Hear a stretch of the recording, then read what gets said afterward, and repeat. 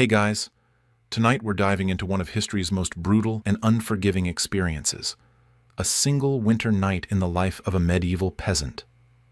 Forget everything you think you know about cozy fireplaces and warm blankets. What we're about to explore is a world where surviving until dawn was a genuine achievement, where the cold wasn't just uncomfortable, it was a relentless enemy trying to kill you. So before you get comfortable in your heated home, take a moment to like the video and subscribe, but only if you genuinely enjoy what I do here. And let me know in the comments where you're tuning in from and what time it is for you. It's always fascinating to see who's joining us from around the world. Now dim the lights, maybe turn on a fan for that soft background hum, and let's ease into tonight's journey together. Because what we're about to experience isn't just history. It's a testament to human endurance in conditions that would break most modern people within hours. The winter sun hangs low in the gray sky like a dying ember, offering no warmth, only the cruel promise that darkness is coming. It's January 1347, and you're a peasant in a small English village, watching the last precious hours of daylight slip away like water through your frozen fingers. In the medieval world, sunset doesn't just mean the end of the workday. It means the beginning of a 12-hour battle for survival. You're standing in a field that stretches to the horizon, the soil frozen solid beneath your feet, like iron. Your breath forms thick clouds in the frigid air, and you can feel ice crystals forming in your nostrils with each inhalation. The temperature is already well below freezing, and it's only going to get worse as the night deepens. Your hands are wrapped around the wooden handle of a crude hoe, but you can barely feel your fingers anymore. You've been working since before dawn, breaking up frozen clods of earth in preparation for spring planting that's still months away. Your palms are raw and bleeding from gripping the rough wood, and your back aches from hours of bending and straightening in the bitter cold. The other peasants scattered across the field are in similar condition, bent figures wrapped in threadbare cloaks, their faces gray with exhaustion and cold. There's no cheerful conversation, no songs to pass the time. Everyone is focused on the simple task of surviving until the overseer calls an end to the day's labor. That overseer sits on his horse at the edge of the field, wrapped in a thick woolen cloak lined with fur. His breath doesn't form clouds like yours does. He's warm, well-fed, protected from the elements that are slowly killing you. He watches the workers with cold, calculating eyes, occasionally shouting orders or threats to keep everyone moving. "Work faster, you lazy dogs," he calls out, his voice carrying easily across the frozen ground. "The Lord's fields won't tend themselves." You redouble your efforts, ignoring the pain in your hands and back. The feudal system that governs your life is simple and brutal. You work until you drop, and when you can't work anymore, you're replaced. There's no retirement, no disability benefits, no safety net of any kind. You work or you die, and sometimes you die anyway. Your stomach growls with a hollow, aching sound that reminds you of this morning's meager meal, a piece of dark bread so hard it could break teeth, washed down with weak ale that tasted more like dirty water than anything resembling modern beer. It's been 8 hours since you've eaten anything, and your body is beginning to consume itself for energy. This is chronic malnutrition, not the dramatic starvation you might imagine, but the slow, grinding hunger that saps your strength and clouds your mind. You're always hungry, always tired, always operating at the edge of your physical capabilities. Your body has adapted to survive on minimal calories, but that adaptation comes at a cost. You're weak, susceptible to disease, and aging far faster than you should. The cold is becoming unbearable now. Your feet, wrapped in strips of cloth and stuffed into crude leather shoes, are completely numb.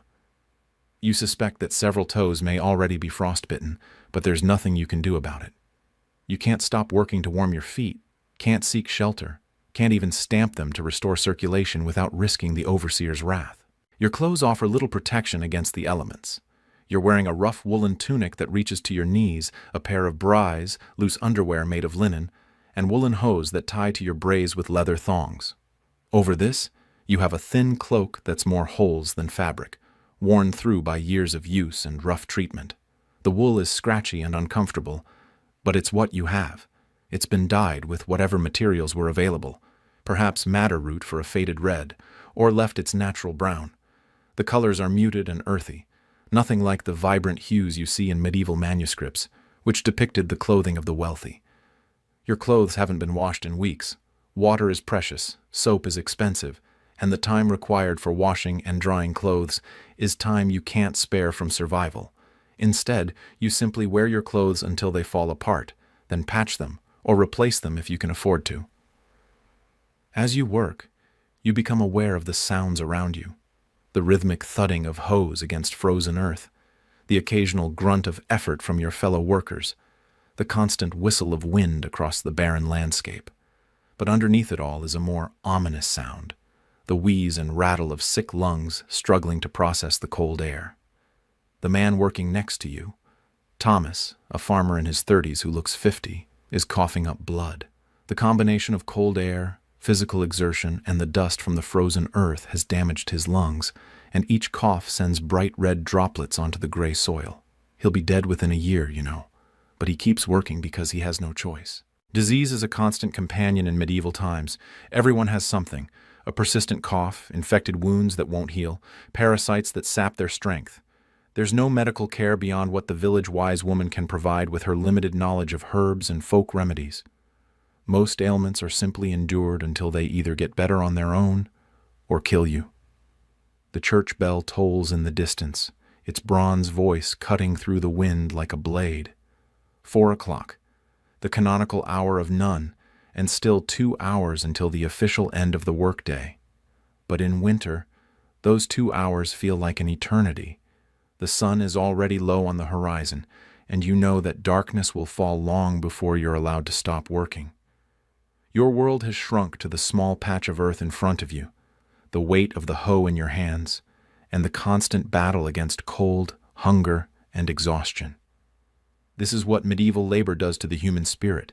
It reduces you to a machine, a tool for converting human suffering into agricultural productivity. The feudal system that governs your life is a crushing weight that presses down on every aspect of your existence. You don't own the land you work.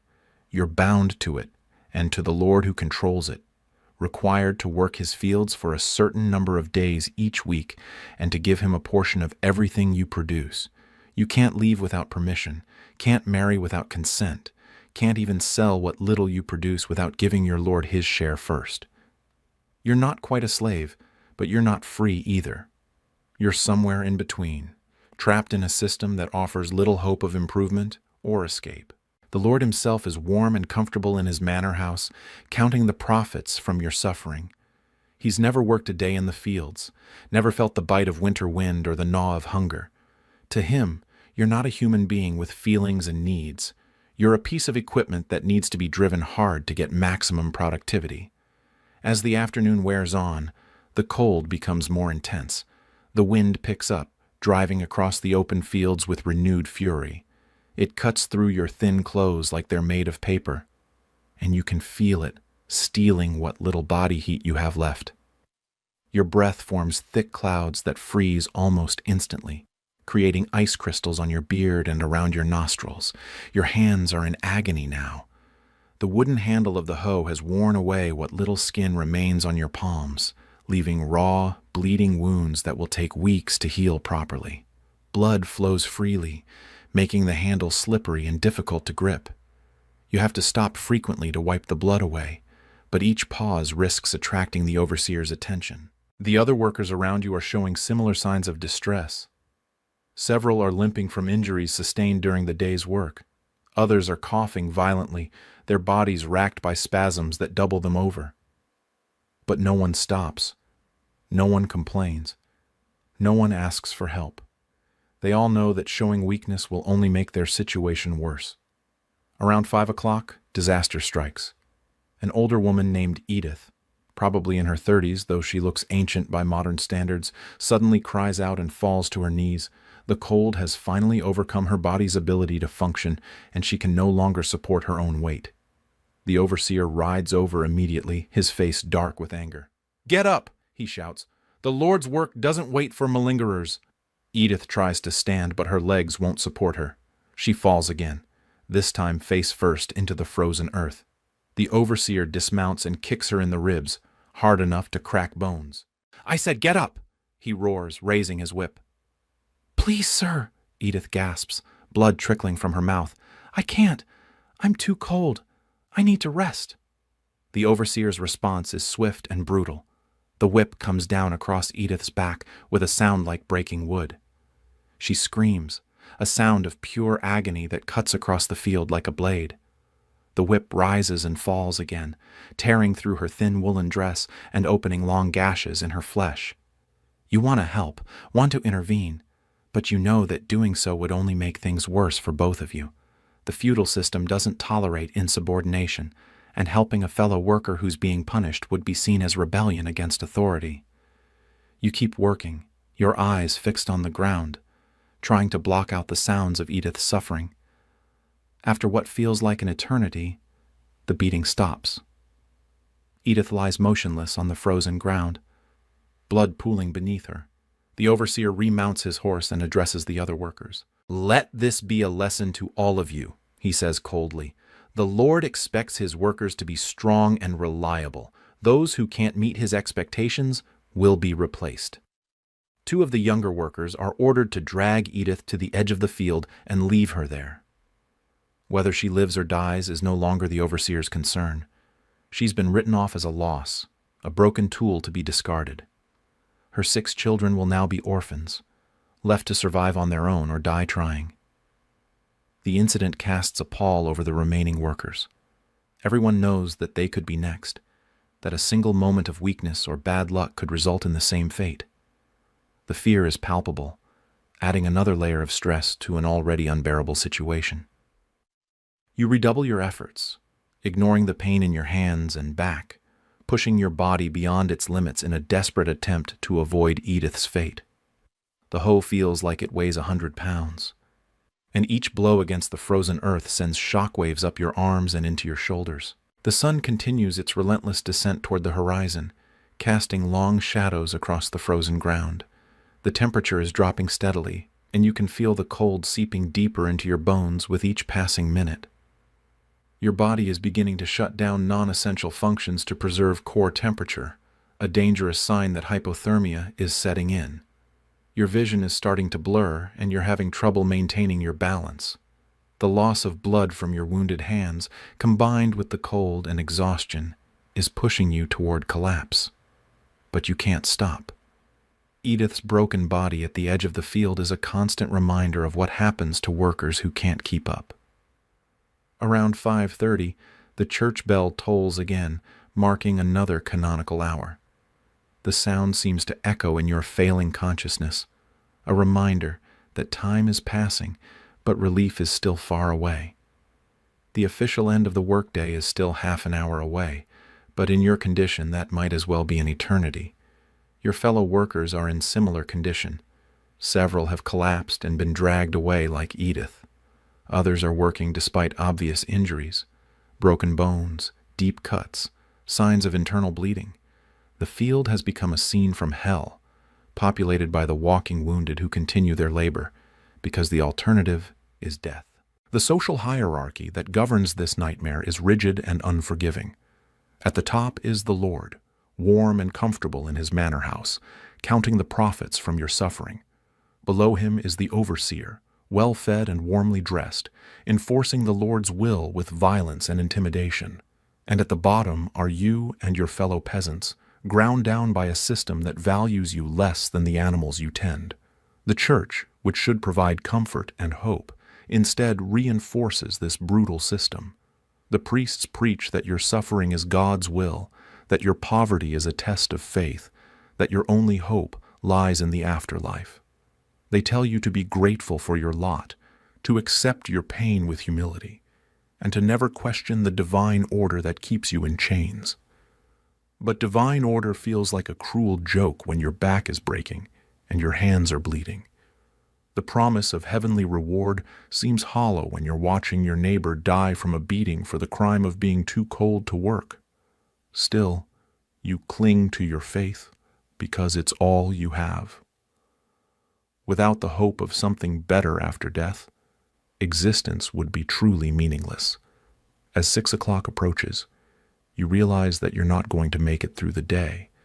Your body has reached its absolute limit, and you can feel yourself beginning to shut down. Your vision is tunneling, your hearing is muffled, and your movements are becoming increasingly erratic. You're on the verge of collapse, and you know that when it comes, it will be final.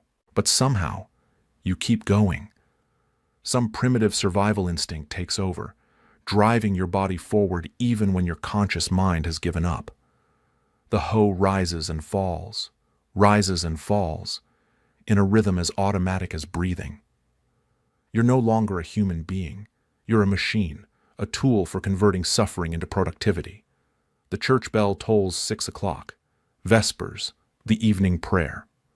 The overseer finally calls an end to the day's labor, his voice carrying across the field like a reprieve from execution. You lean on your hoe, gasping for breath, your body shaking with exhaustion and cold. "Tools away," the overseer shouts.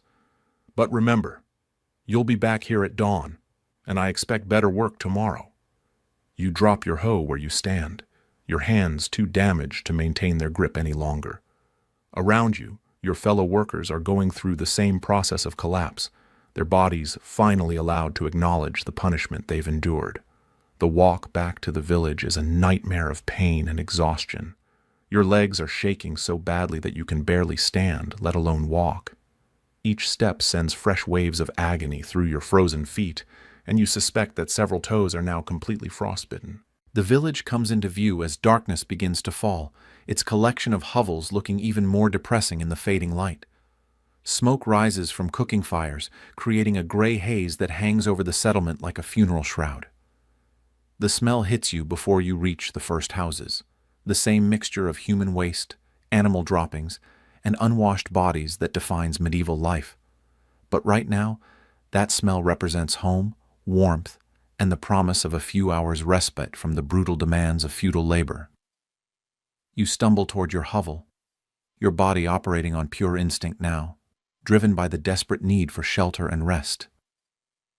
The sun disappears behind the horizon, and true darkness begins to fall over the medieval world.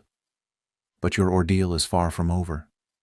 The real test, surviving a winter night in conditions that would kill most modern people, is just beginning. Your hovel comes into view, a pathetic structure of mud, sticks, and hope that somehow manages to stay upright despite the wind and weather. It's not much, but it's all you have, and right now it represents the difference between life and death. You push open the wooden door, really just a collection of planks held together with rope and leather hinges, and stumble inside. The contrast with the outside cold is minimal, but even a few degrees of warmth feels like a blessing after the day's ordeal. Your family is waiting for you, huddled around the small fire in the center of the room. Your wife Margaret looks up as you enter, and her face goes white with shock at your condition.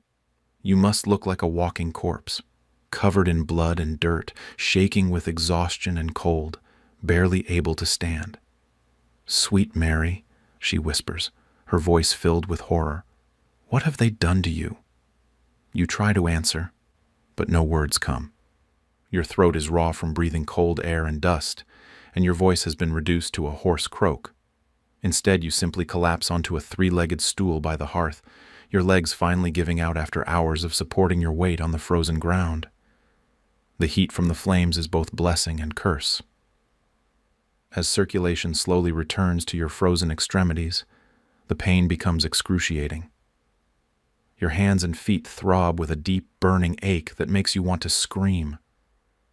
But you bite your tongue and endure it, knowing that the alternative, permanent damage from frostbite, would be even worse. Your children are huddled in the corner of the room, their eyes wide with fear as they take in your condition. Little Mary, your youngest at 5 years old, is coughing, a deep, wet sound that you recognize as the beginning of lung fever. In a few days, she'll either recover or die, and there's nothing you can do to influence the outcome. Your son John, 8 years old, looks like he's aged years since this morning. The sight of his father's suffering has stripped away what little innocence he had left, forcing him to confront the brutal realities of the world he's been born into. Agnes, your 12-year-old daughter, is trying to comfort her younger siblings while helping her mother tend to your wounds. The single room that serves as your entire world feels smaller than ever in the flickering firelight. the animals that share your living space, a pig, some chickens, and a goat, if you're fortunate enough to own one, seem to take up more room than they should, their presence a constant reminder of how little space you have for human comfort. These animals are more than just livestock. They're your insurance policy against starvation and your only source of warmth beyond the meager fire. The pig will eventually be slaughtered and salted for winter meat. The chickens provide eggs and occasional meat. The goat gives milk that can be drunk fresh or made into cheese. But tonight, they serve another purpose. Their body heat helps warm the space, though it comes at the cost of hygiene and air quality. The smell is overwhelming, a mixture of animal waste, human sweat, smoke, and the metallic scent of your blood. But this is normal. This is what medieval peasant homes smell like. Everyone lives with these odors because there's no alternative. Margaret brings you a clay cup filled with warm ale, and you drink it greedily despite the pain it causes your raw throat. The liquid is weak and sour, but it's warm, and that's all that matters. She also brings a bowl of water and begins to clean your wounds, her touch gentle but necessarily painful as she removes the dirt and debris that has accumulated in the cuts. Your hands are destroyed. The palms are raw meat now, with strips of skin hanging loose and blood flowing freely. Several fingers don't respond properly when you try to move them. The tendons may be severed, or the damage from cold and trauma may be too severe for normal function. These hands, which have been your tools for survival, may never work properly again. The implications are terrifying. In medieval times, a man who can't work with his hands is essentially useless. There's no disability support, no alternative employment, no safety net of any kind. If your hands don't heal properly, your family will starve. It's that simple and that brutal. Margaret begins applying a poultice made from herbs and animal fat to your wounds. The mixture stings terribly, but she knows it's the only chance you have of preventing infection. In a world without antibiotics, even minor cuts can become life-threatening if they become infected. Your hands, with their deep lacerations and exposure to dirt and filth, are prime candidates for sepsis. As she works, the reality of your situation becomes clear. You've survived the workday but barely. Your body is broken, your hands may be permanently damaged, and you still have to face the long winter night ahead. The temperature outside is continuing to drop, and your hovel offers minimal protection against the elements. The walls around you are made of wattle and daub, sticks woven together and plastered with mud, straw, and animal dung. The dung wasn't added for cruelty. It was actually a practical choice. It helped bind the mixture and provided insulation, but practical doesn't mean effective. You can see daylight through gaps in the construction, and the wind whistles through constantly. There are no windows in your hovel. Glass is a luxury reserved for churches and the homes of the wealthy. Instead, you have small openings covered with oiled cloth or animal hide that does little to keep out the wind. The cold air seeps through every crack and crevice, making the interior only marginally warmer than the outside. Your floor is packed earth, cold and slightly damp from the night's condensation. In winter, it might be frozen solid. You've thrown down some straw for insulation, but it's thin and worn, offering little protection against the cold radiating up from the ground.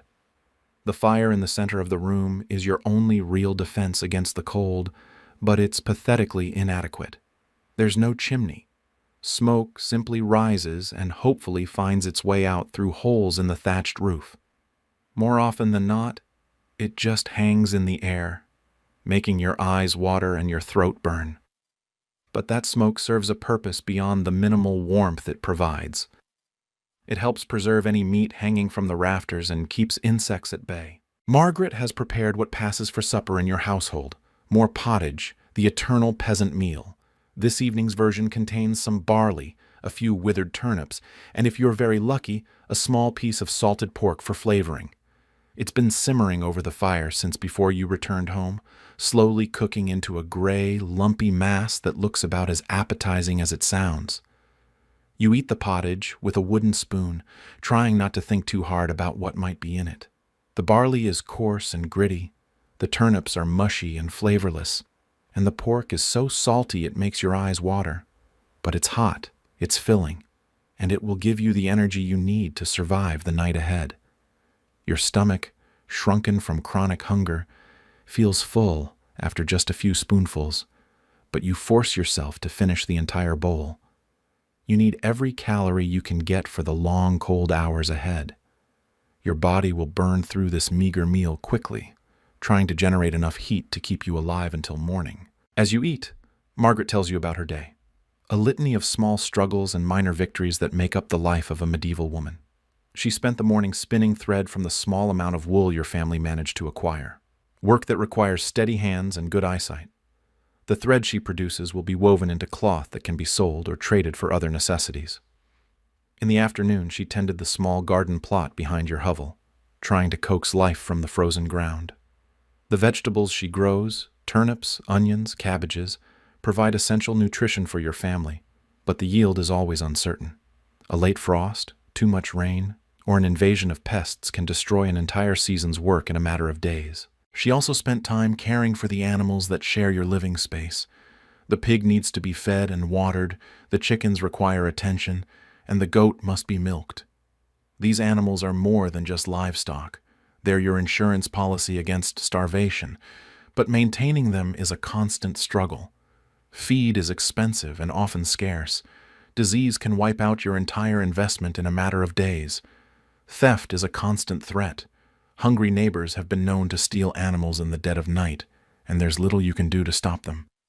Margaret also tells you about the village gossip she heard while drawing water from the well.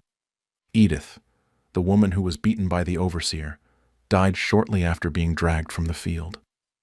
Her 6 children are already begging for food from the other families, but everyone is struggling to feed their own. There's also news of the Lord's latest demands. He's planning to increase the corvée labor requirement from 3 days a week to 4, claiming that his fields need more attention. This means less time for you to work your own plot, less opportunity to grow food for your family, less chance of survival. But there's nothing you can do about it. The Lord's word is law, and peasants who object to his demands quickly find themselves homeless or worse. The church is also demanding higher tithes this year. The priest claims that the bishop needs more money for repairs to the cathedral, but everyone knows that most of the money will end up in the pockets of corrupt officials. Still, refusing to pay tithes is considered a sin, and excommunication means social death in a medieval village. As Margaret talks, you become aware of the sounds around you. Your children are coughing. All of them have the persistent hack that comes from breathing smoke and cold air. The animals are stirring restlessly, sensing the tension in the room. Outside, you can hear the sounds of the village settling in for the night, doors closing, fires being banked, the occasional cry of a baby or the bark of a dog. But underneath it all is a more ominous sound, the wind. It's picking up now, howling around the corners of your hovel and finding every gap in the walls. The temperature is dropping steadily, and you know that the real test is just beginning. The fire in the center of the room is beginning to die down, and Margaret adds another precious piece of wood to keep it burning. Fuel is expensive and hard to come by, but she knows that letting the fire die would be a death sentence for the family.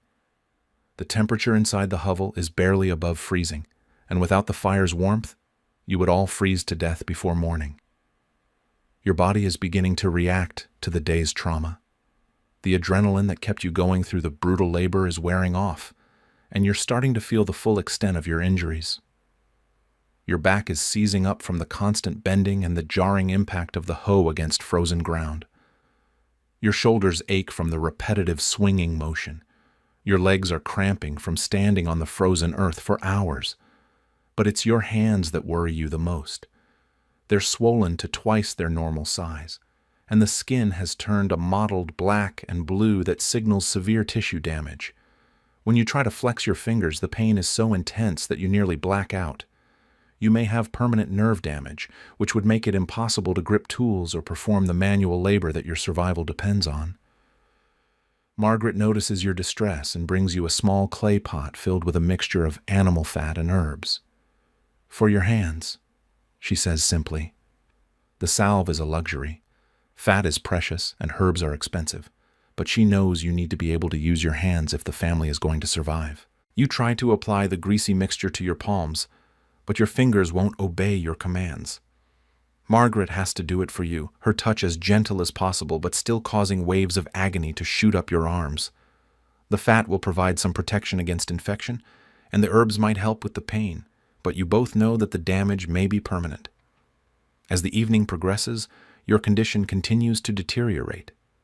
The warmth from the fire has brought feeling back to your extremities, and with it comes the realization of just how badly you've been injured. Your feet are in even worse condition than your hands. Several toes are completely black, indicating that the tissue has died from frostbite.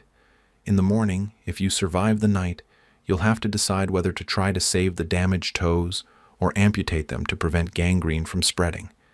It's a decision that could mean the difference between life and death, but it's one you'll have to make with no medical training and no proper tools. The church bell tolls 7 o'clock. Compline, the final prayer of the day. In monasteries across Europe, monks are gathering to sing the last office before retiring to their warm cells. But in your hovel, the real struggle is just beginning. The temperature outside has dropped well below freezing, and it's going to get much colder before dawn. Your family begins the nightly ritual of preparing for sleep, though sleep is a generous term for what you'll experience over the next 12 hours. Margaret banks the fire carefully, covering the coals with ash to preserve them through the night.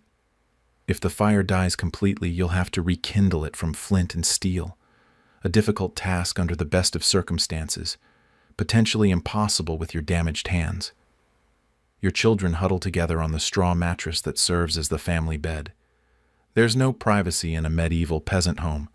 Everyone sleeps in the same room, often in the same bed, sharing body heat and whatever blankets and cloaks you can gather. The mattress itself is a crude affair, a wooden frame with ropes stretched across it, topped with a sack stuffed with straw. The straw is old and compressed, offering little cushioning against the hard frame beneath. It's also home to a thriving ecosystem of fleas, lice, and other parasites that will feast on your blood throughout the night. You lie down carefully, every movement sending fresh waves of pain through your damaged body. Margaret lies beside you, her body providing what little warmth she can. Your children press close on either side, their small bodies shivering despite the shared warmth. The animals in the room settle down as well, but they're restless. They can sense the dropping temperature and the approaching storm. The pig grunts and shifts in its corner, the chickens ruffle their feathers in the rafters, and the goat bleats softly in distress. Outside, the wind is howling now, driving snow against the walls of your hovel with increasing fury. You can hear the thatch on your roof creaking and shifting, and you pray that it will hold through the night. If the roof fails, you'll be exposed to the full fury of the winter storm, and that would be a death sentence for your entire family. The temperature inside the hovel continues to drop. Your breath forms clouds in the frigid air, and you can feel the cold seeping through the thin walls like water through a sieve. The fire provides a small circle of warmth, but beyond that circle, the cold reigns supreme. This is when the real battle begins, not just against the cold, but against despair. The night stretches ahead of you like an eternity of suffering, and you know that many people won't survive until dawn. In villages across medieval Europe, families are huddling together in similar hovels, fighting the same desperate battle against the elements. Some will lose. By morning, there will be bodies to bury. Families destroyed by the simple act of trying to sleep through a winter night. Children will freeze to death in their parents' arms. Elderly people will simply stop breathing, their bodies unable to generate enough heat to sustain life. Even healthy adults will succumb to hypothermia, their core temperature dropping below the point of no return. But you're not dead yet. You're still breathing, still fighting, still clinging to life with desperate determination. Your family needs you, and that knowledge gives you the strength to endure whatever the night might bring. The wind howls louder now, and you can hear something, branches, perhaps, or loose thatch, striking the walls of your hovel. The sound is like the beating of giant wings, as if some monstrous bird is trying to tear your shelter apart and expose you to the killing cold. Your children whimper in their sleep, their small bodies pressed against yours for warmth. Margaret's breathing is shallow and rapid. She's trying to conserve energy while staying alert for any signs of danger. The animals are quiet now, conserving their strength for the long night ahead. This is medieval winter in all its brutal reality. No central heating, no insulation, no protection against the elements beyond what you can build with your own hands from whatever materials you can scavenge. Just human bodies huddled together against the darkness, fighting for survival one breath at a time. The night is young, and the worst is yet to come.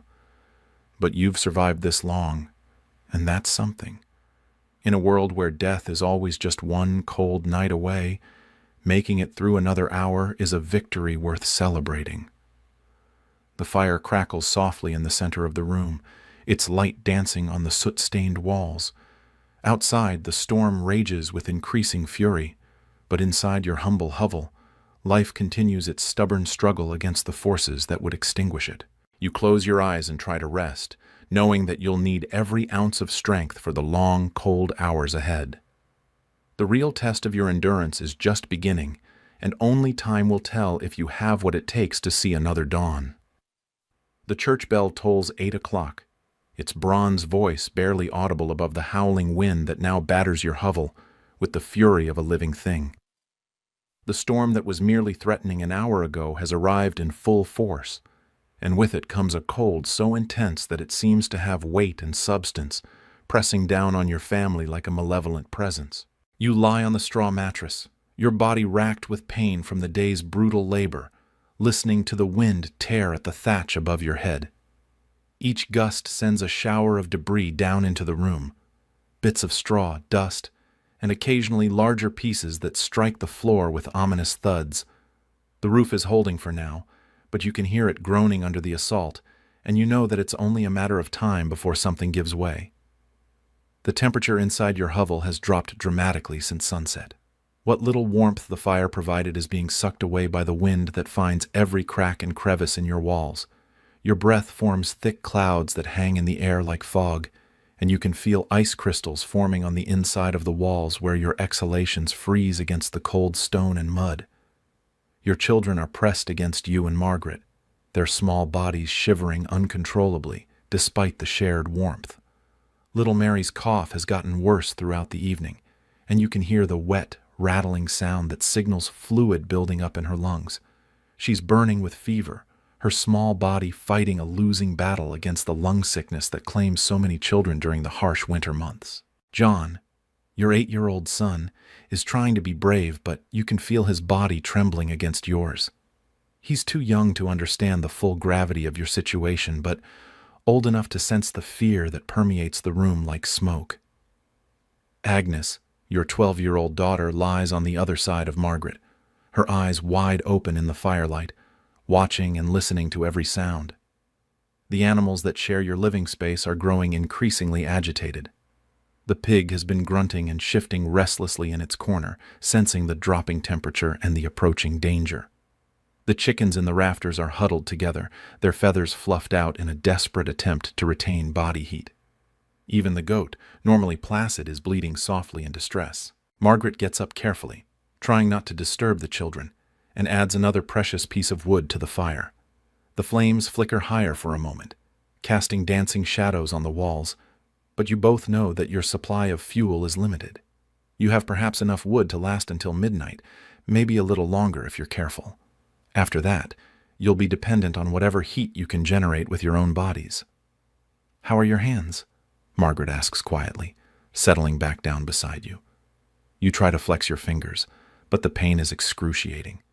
The swelling has gotten worse throughout the evening, and your hands now look like grotesque parodies of their former selves, bloated, discolored, and completely useless.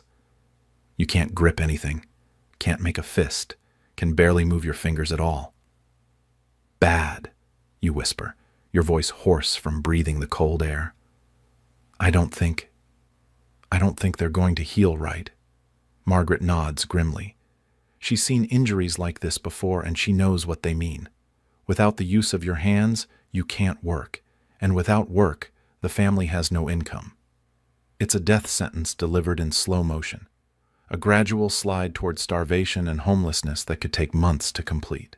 But that's a problem for tomorrow, if you survive the night. Right now, the immediate threat is the cold, which continues to seep into the room despite your best efforts to keep it out. The wind has found a loose board in the wall near your feet, and you can feel the icy air flowing through the gap like water through a broken dam. Margaret stuffs some rags into the opening, but it's a temporary solution at best. The wind simply finds other ways in, whistling through gaps you didn't even know existed.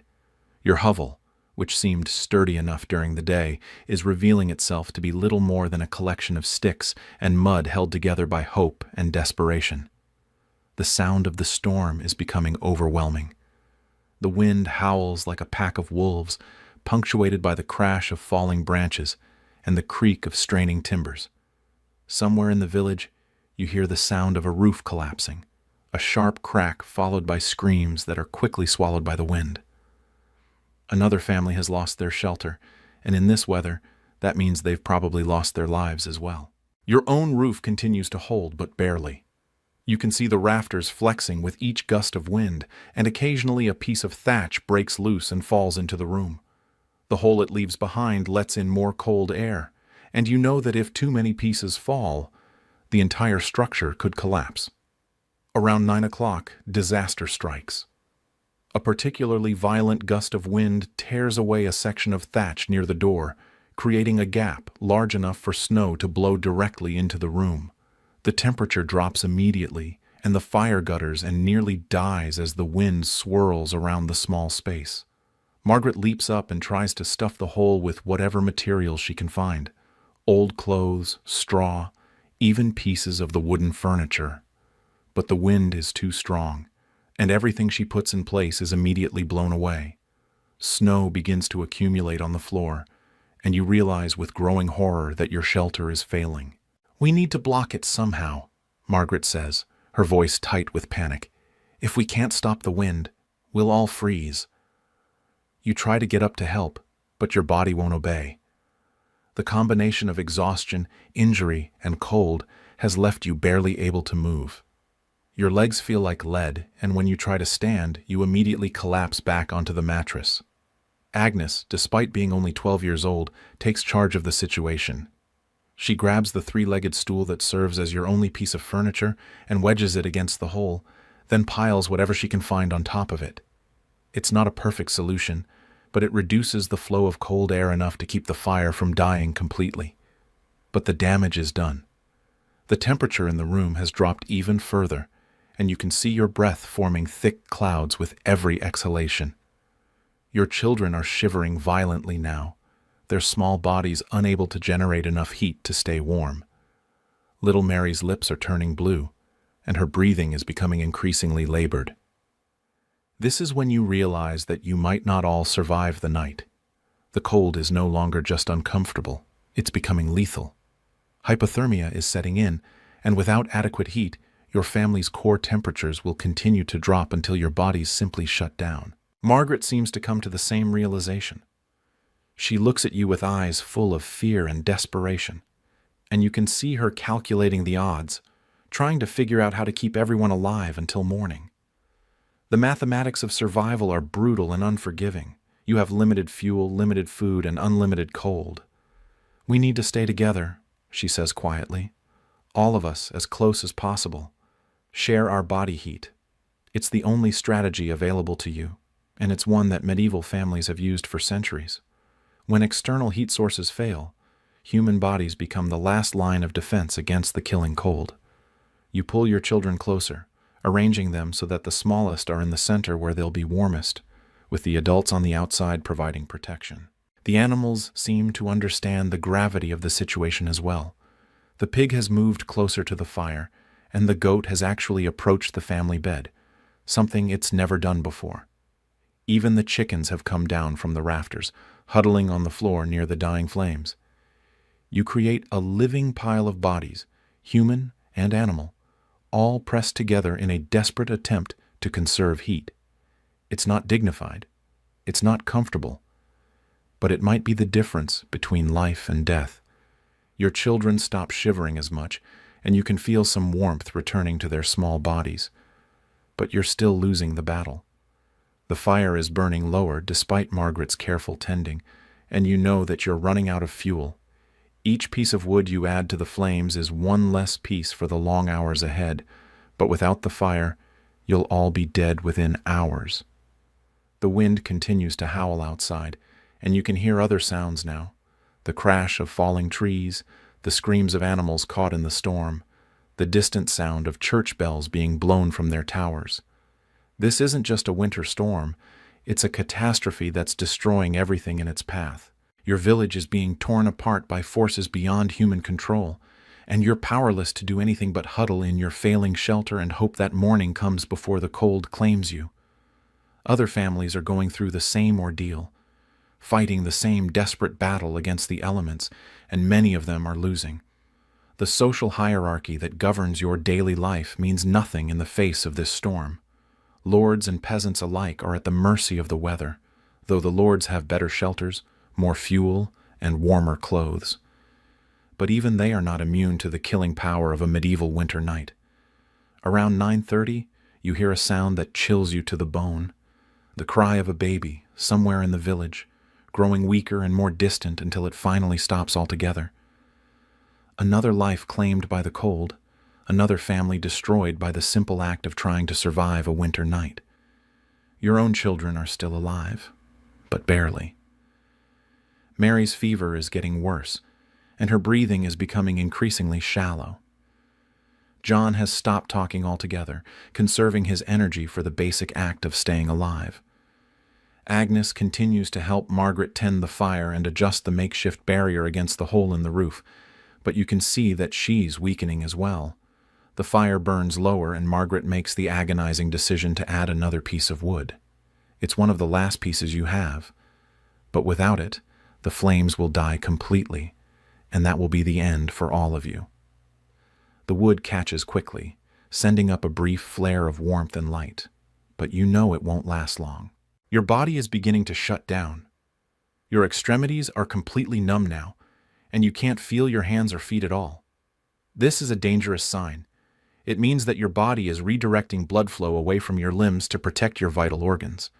If the process continues, you'll lose fingers and toes to frostbite, assuming you survive long enough for that to matter. Your thinking is becoming sluggish as well, another sign that hypothermia is setting in. Simple decisions become difficult, and you find yourself staring at the fire for long periods without really seeing it. Your body is conserving energy by shutting down non-essential functions, including parts of your brain. Margaret notices your condition and shakes you gently. "Stay awake," she whispers urgently. "Don't go to sleep. If you sleep now, you might not wake up." She's right, of course. Sleep in these conditions would be fatal. Your body temperature would continue to drop, and you'd slip into a coma from which you'd never recover. But staying awake requires energy that you don't have, and the temptation to close your eyes and drift away is almost overwhelming. The church bell tolls 10 o'clock, though the sound is almost lost in the howling of the wind. You've been fighting this battle for 4 hours now, and you still have 8 more to go before dawn.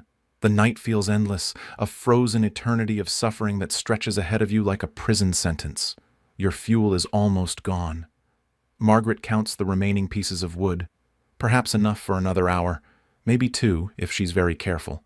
After that, you'll be dependent entirely on body heat and whatever protection your failing shelter can provide. The hole in the roof has gotten larger despite Agnes's efforts to patch it. More snow is blowing in and the temperature continues to drop. You estimate that it's now well below 0 inside your hovel, and it's going to get much colder before morning. This is when you begin to understand why so many people don't survive medieval winters. It's not just the cold. It's the relentless, grinding nature of it, the way it saps your strength and your will to live hour by hour. You're not just fighting for your life, you're fighting for your sanity, your hope, your basic humanity. But you're still alive, and that's something. Your family is still breathing, still clinging to life despite the impossible odds. Margaret continues to tend the fire with the dedication of a priestess maintaining a sacred flame. Your children huddle close, drawing strength from your presence even as you draw strength from theirs. The animals, too, are still alive, their warm bodies adding precious heat to the small space. The pig's bulk provides a windbreak against the drafts, and the goat's body heat helps warm the air around the family bed. Even the chickens, huddled together on the floor, contribute their small share to the collective effort to survive. Outside, the storm rages on with undiminished fury. Trees are falling, roofs are collapsing, and people are dying. But inside your humble hovel, life continues its stubborn struggle against the forces that would extinguish it. You close your eyes for a moment, not to sleep, but to gather your strength for the long hours ahead. The fire crackles softly, its light dancing on the faces of your family. Margaret's hand finds yours, her touch gentle despite the cold that numbs your skin. "We'll make it," she whispers, though you can hear the doubt in her voice. "We'll see the morning." You want to believe her, want to have faith that your family will survive this ordeal. But you've seen too many winters, buried too many neighbors, to have any illusions about your chances. Medieval winter nights are killers, and this one is shaping up to be worse than most. Still, you're not dead yet. You're still fighting, still breathing, still hoping against hope that dawn will come before the cold claims you. And in a world where survival is never guaranteed, that's all anyone can ask for. The wind howls louder, the fire burns lower, and the night stretches ahead like an endless tunnel of cold and darkness. But you're still here, still alive, still refusing to give up. The real test is just beginning. The church bell tolls 10 o'clock. Its bronze voice nearly swallowed by the howling wind that now sounds like the screams of the damned. The storm has reached its full fury, and your hovel shudders with each gust like a living thing in its death throes. The temperature has dropped so low that your breath doesn't just form clouds. It creates ice crystals that fall to the floor with tiny tinkling sounds. Your fire is dying. Despite Margaret's careful rationing, you're down to your last few pieces of wood, and each one represents perhaps 30 minutes of life-sustaining warmth.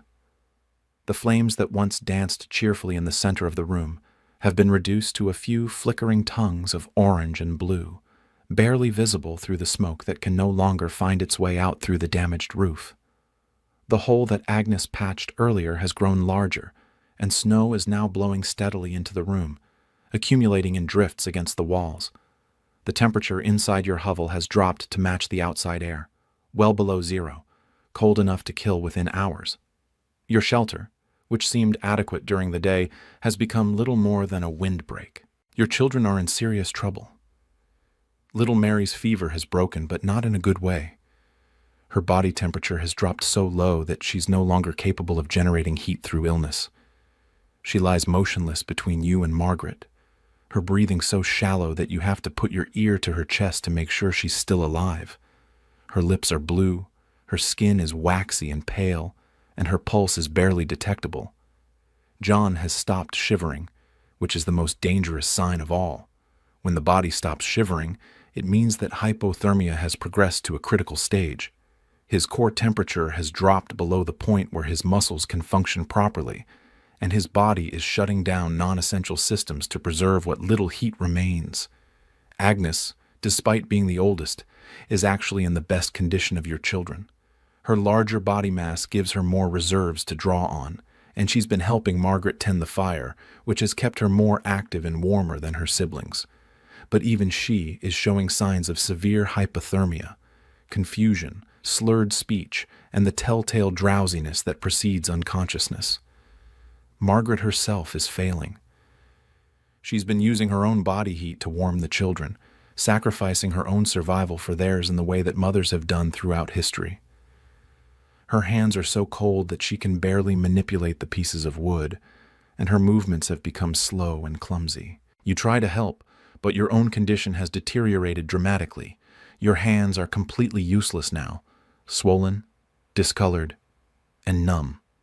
You can't feel your feet at all, and when you try to move your legs, they respond sluggishly, if at all. Your thinking is becoming increasingly muddled, and you find yourself losing track of time and place. This is severe hypothermia, and you know it. Your core body temperature has dropped below 90 degrees Fahrenheit, and your body is beginning the process of shutting down. Your heart rate has slowed, your breathing has become shallow, and your blood pressure is dropping. Without immediate warming, you'll be dead within hours, but there is no immediate warming available. You've burned through most of your fuel, Your shelter is failing, and the storm outside shows no signs of abating.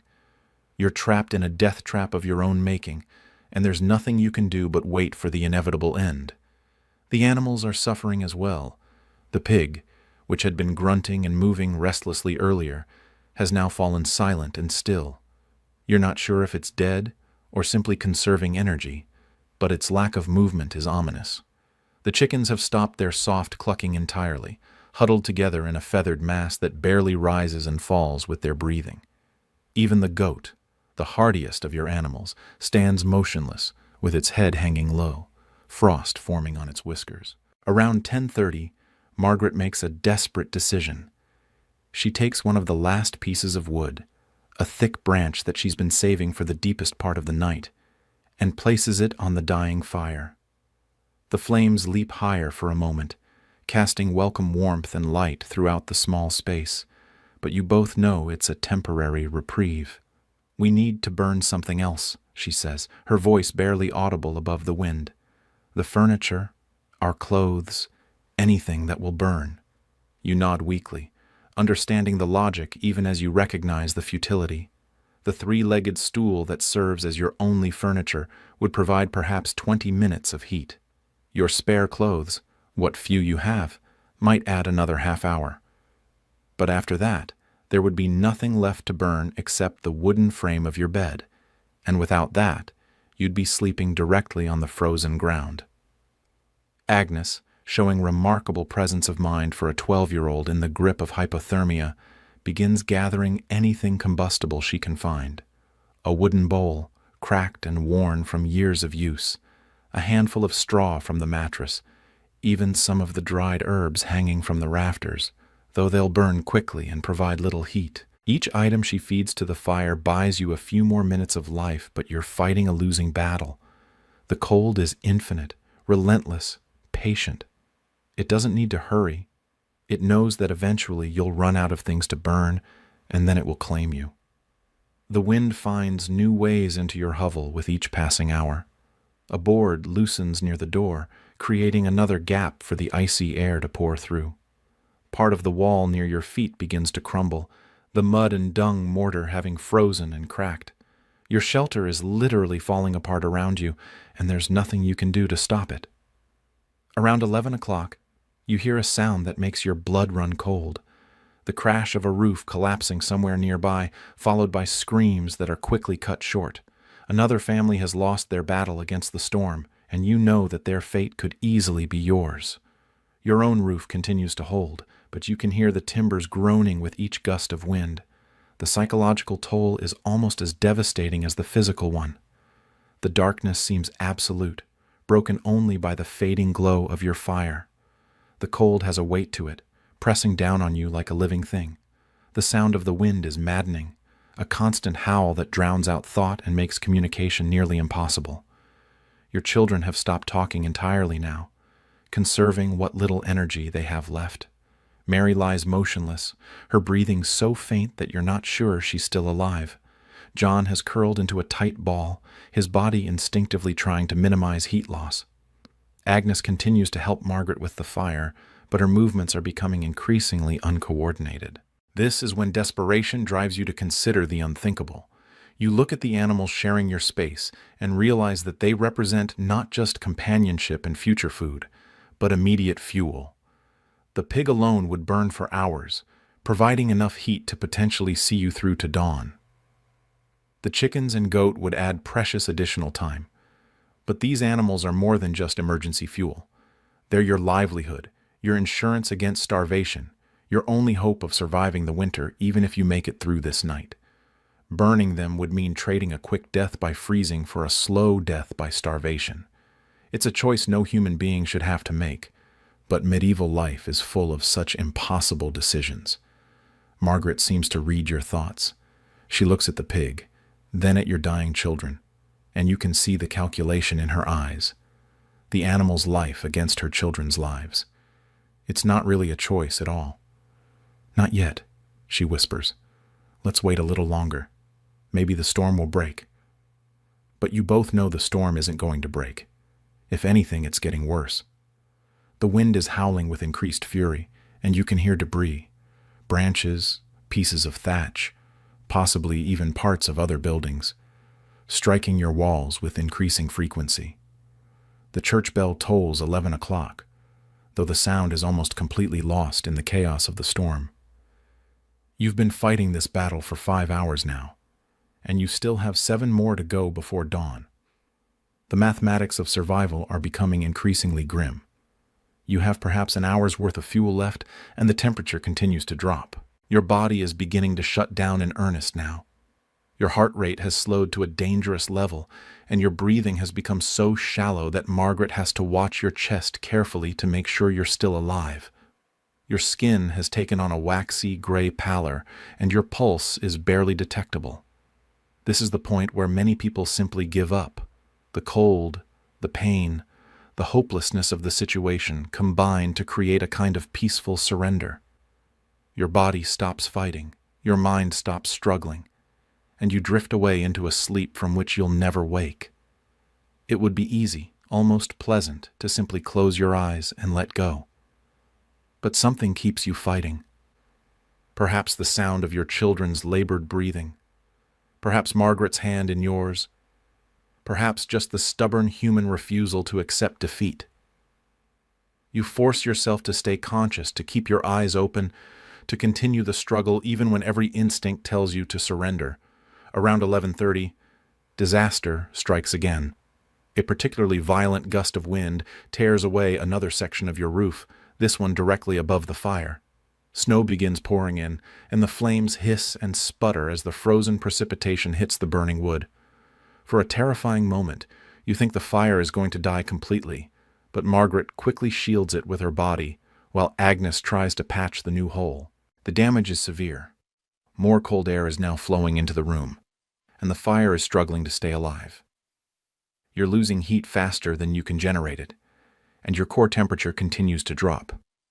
You estimate that you have perhaps 2 hours left before hypothermia claims you, and that's assuming the fire doesn't die completely. Margaret makes another desperate decision. She takes the wooden bowl that Agnes had been saving and throws it into the fire. The dry wood catches quickly, providing a brief flare of heat and light. Then she adds a handful of straw from the mattress, then some of the dried herbs from the rafters. Each item burns quickly, providing only minutes of warmth, but those minutes are precious. They're the difference between life and death, between seeing another dawn and becoming another casualty of the medieval winter. Your children are barely conscious now. Mary hasn't moved in over an hour, and you're not sure she's still breathing. John's lips have turned blue, and his skin feels cold to the touch.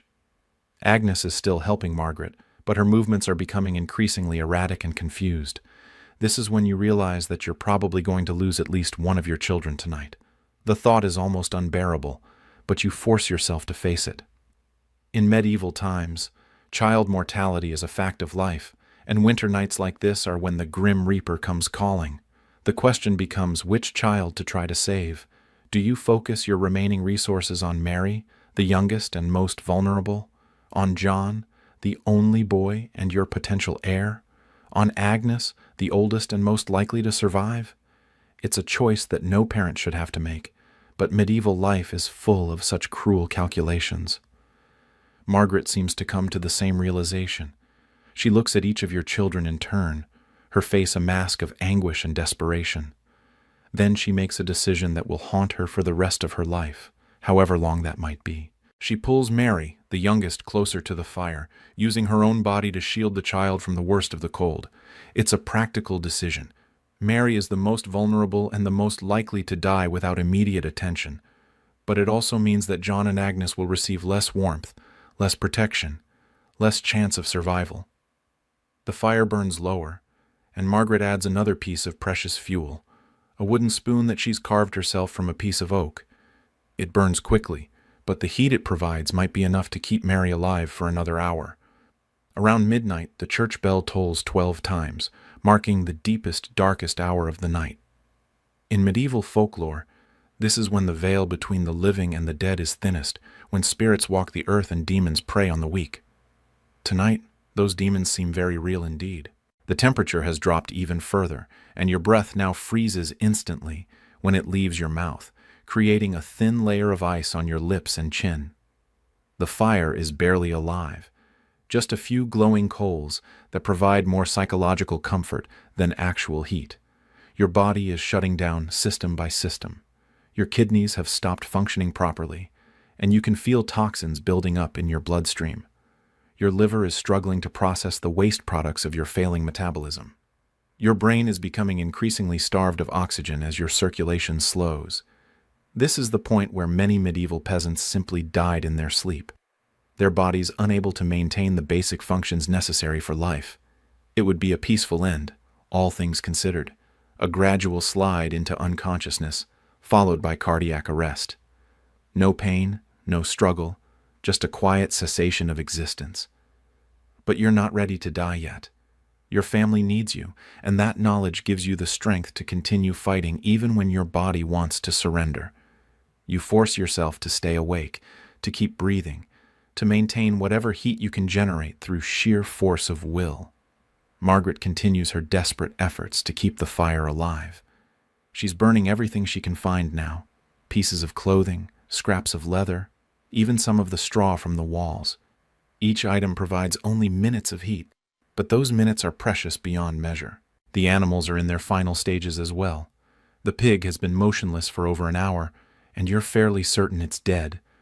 The chickens are huddled together in a mass of feathers, barely breathing. The goat is still standing, but its head hangs low and its breathing is labored. Around 12:30, Margaret makes the ultimate sacrifice.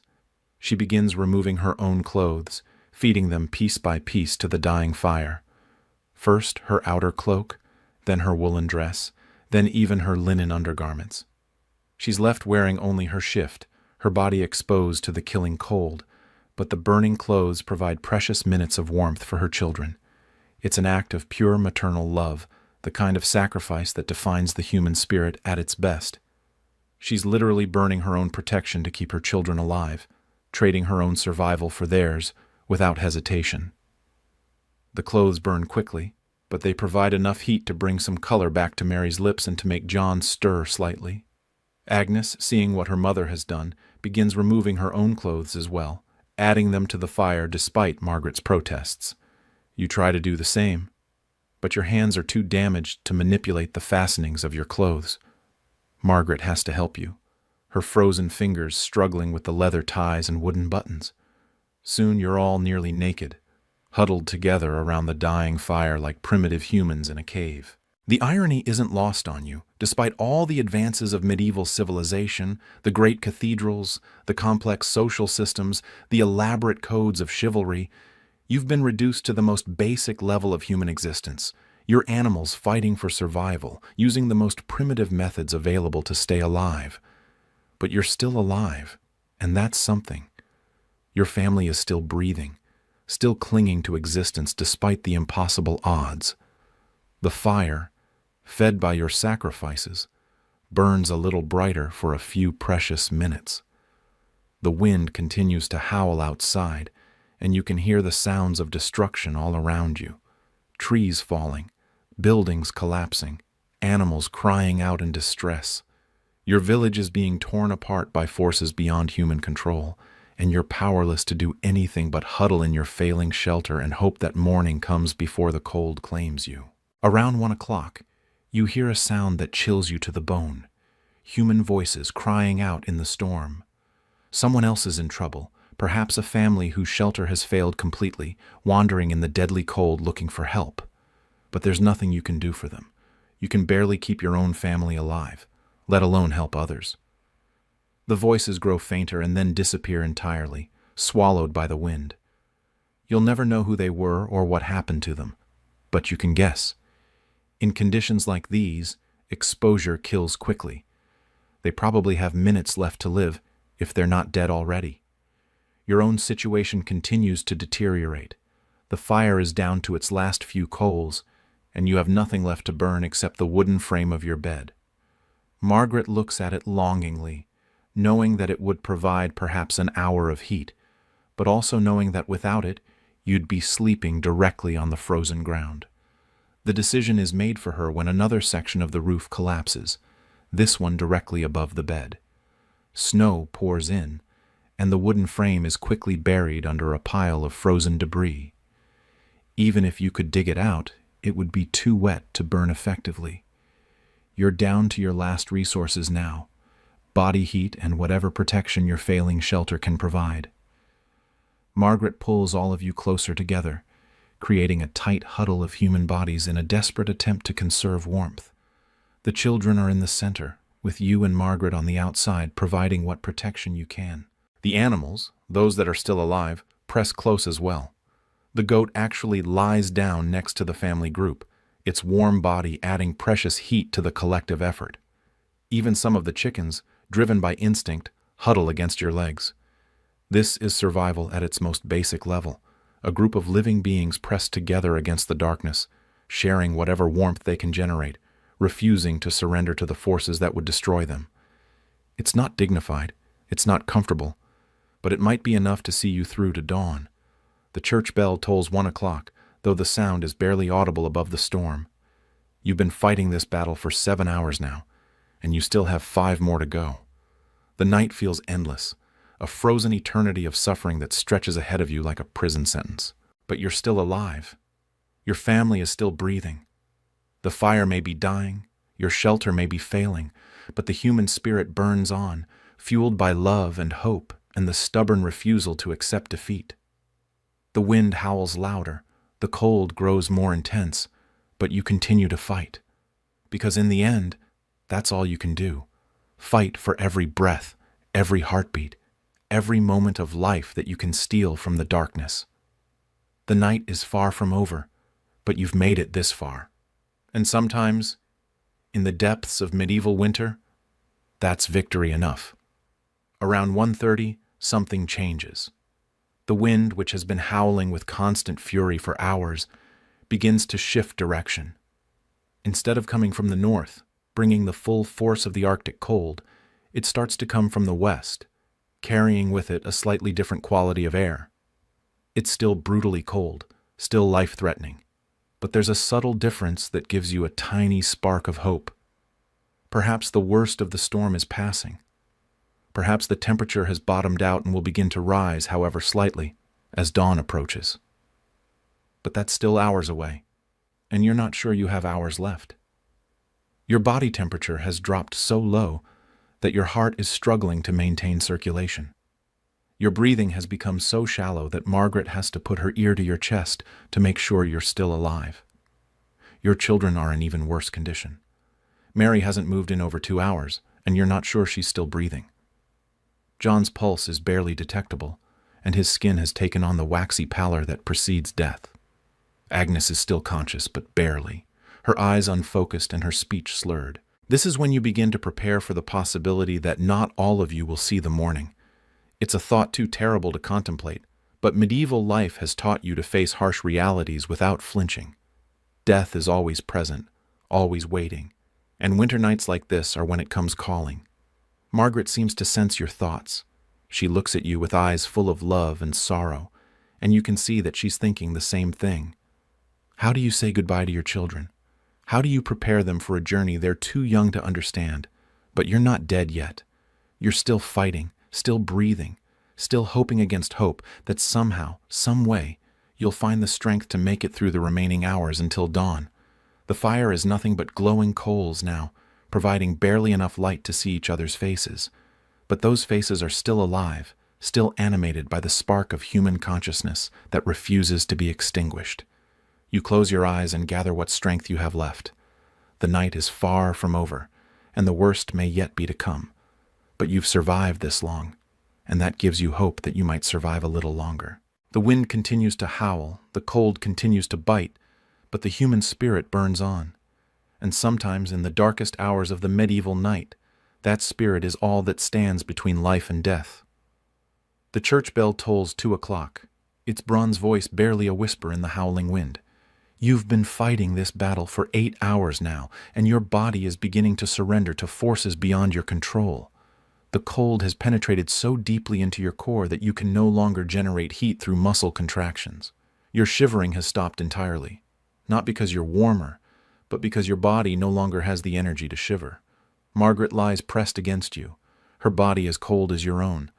But she continues to move slightly, adjusting the children's positions, trying to keep them as warm as possible with her own failing body heat. Her breathing has become so shallow that you can barely detect it, and when she speaks, her words are slurred and confused. "The children," she whispers, her voice barely audible.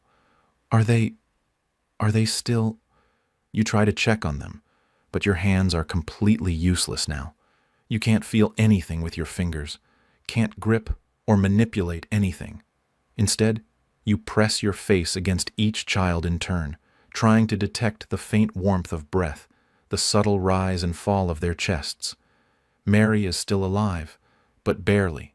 Her breathing is so faint that you have to hold your own breath to detect it. Her skin is cold to the touch, and her pulse is almost non-existent. She's in the final stages of hypothermia, and without immediate warming, she'll be dead within the hour. John is in slightly better condition, perhaps because his larger body mass has given him more reserves to draw on. He's still breathing, though slowly and shallowly, and his pulse is weak but detectable. His lips are blue, and his skin is waxy, but there's still life in him. Agnes, your oldest, is the most alert of the children, though that's not saying much. She can still respond when you speak to her, though her words are confused, and her thinking is clearly impaired. She's been helping Margaret tend to the younger children, using her own body heat to warm them, and that activity may have saved her life. The fire is dead now. The last coals have burned out, leaving nothing but cold ash in the center of the room. The temperature inside your hovel has dropped to match the outside air, well below zero, cold enough to kill within hours. Your breath freezes instantly when it leaves your mouth, creating a thin layer of ice on your lips and chin.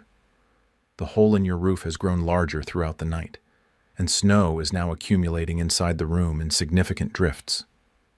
The wind swirls through the space constantly, carrying away what little heat your bodies can generate and replacing it with air so cold it burns your lungs. Your shelter has essentially failed.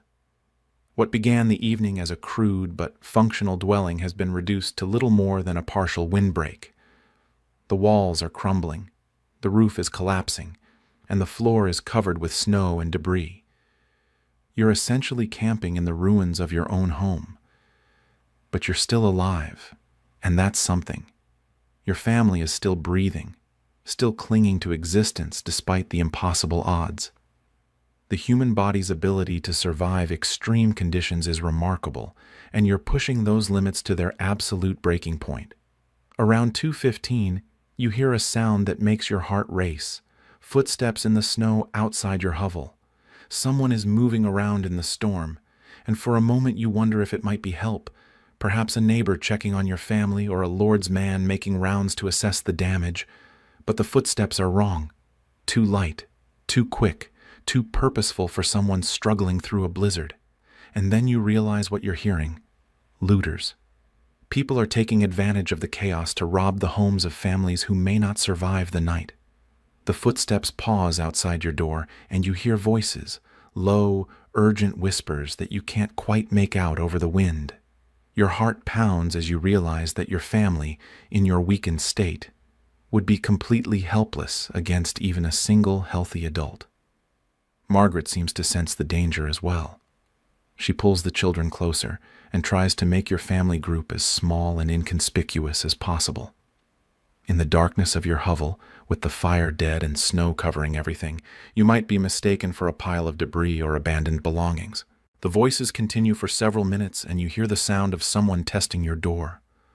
The wooden planks creak and shift, but the leather hinges hold. Then you hear footsteps moving away, heading toward another hovel, and you realize that the looters have decided your home isn't worth the effort of breaking into.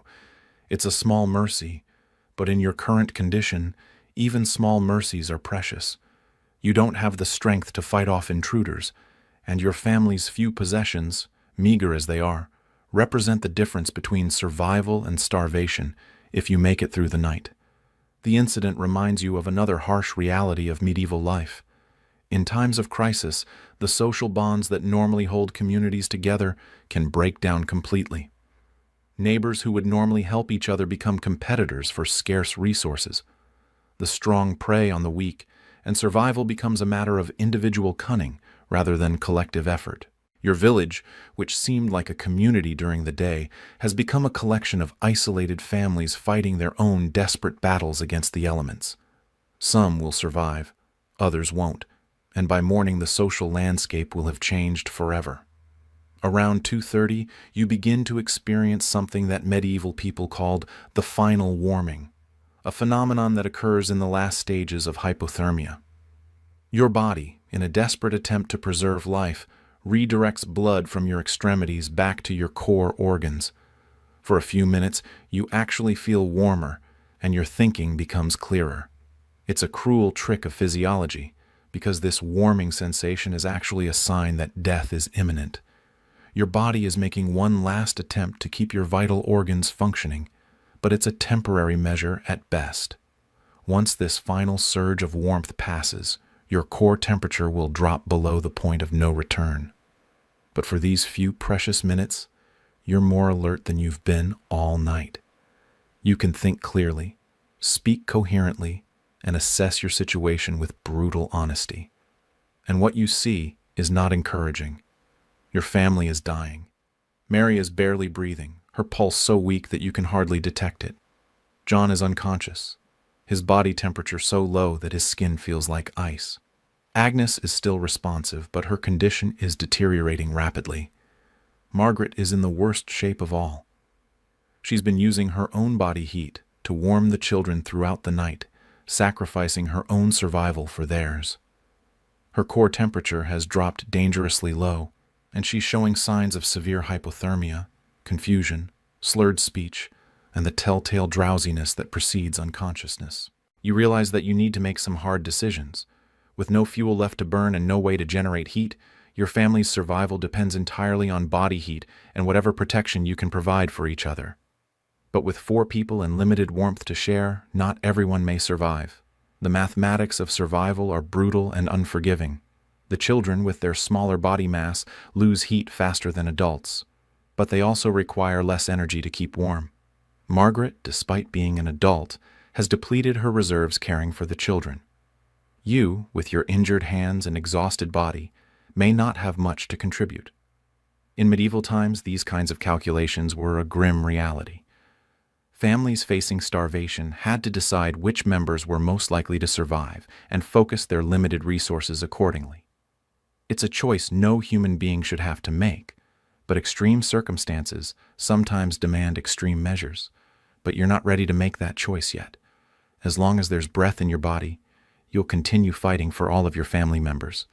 The night may be dark and cold, but it's not over yet, and you refuse to give up hope. You pull your family closer together, arranging them so that the smallest are in the center where they'll be warmest. Margaret protests weakly, insisting that she's fine, but you can see that she's barely conscious. You position yourself on the outside of the group, using your larger body to shield the others from the worst of the wind. The animals that are still alive press close as well. The goat, which has been remarkably hardy throughout the ordeal, lies down next to your family group, its warm body adding precious heat to the collective effort. A few of the chickens, driven by instinct, huddle against your legs. This is survival at its most primitive level. A group of living beings pressed together against the darkness, sharing whatever warmth they can generate, refusing to surrender to the forces that would destroy them. It's not dignified, it's not comfortable, but it might be enough to see you through the remaining hours until dawn. The wind continues to howl outside, but you think you detect a subtle change in its tone. Perhaps the storm is beginning to weaken, or perhaps it's just wishful thinking. Either way, you cling to the hope that the worst is behind you and that morning will bring relief. Your body temperature continues to drop, and you can feel your consciousness beginning to fade. The final warming has passed, and now the cold is claiming you inch by inch. Your heart rate has slowed to a dangerous level, and your breathing has become so shallow that Margaret has to watch your chest carefully to make sure you're still alive. This is the point where many people simply let go. The cold, the pain, the hopelessness of the situation combine to create a kind of peaceful surrender. Your body stops fighting, Your mind stops struggling, and you drift away into a sleep from which you'll never wake. But something keeps you anchored to life. Perhaps the sound of your children's labored breathing. Perhaps Margaret's hand in yours. Perhaps just the stubborn human refusal to accept defeat. You force yourself to stay conscious, to keep your eyes open, to continue the struggle even when every instinct tells you to surrender. The church bell tolls again, though you're not sure what time it is. The sound seems to come from very far away, as if you're hearing it through water or thick fog.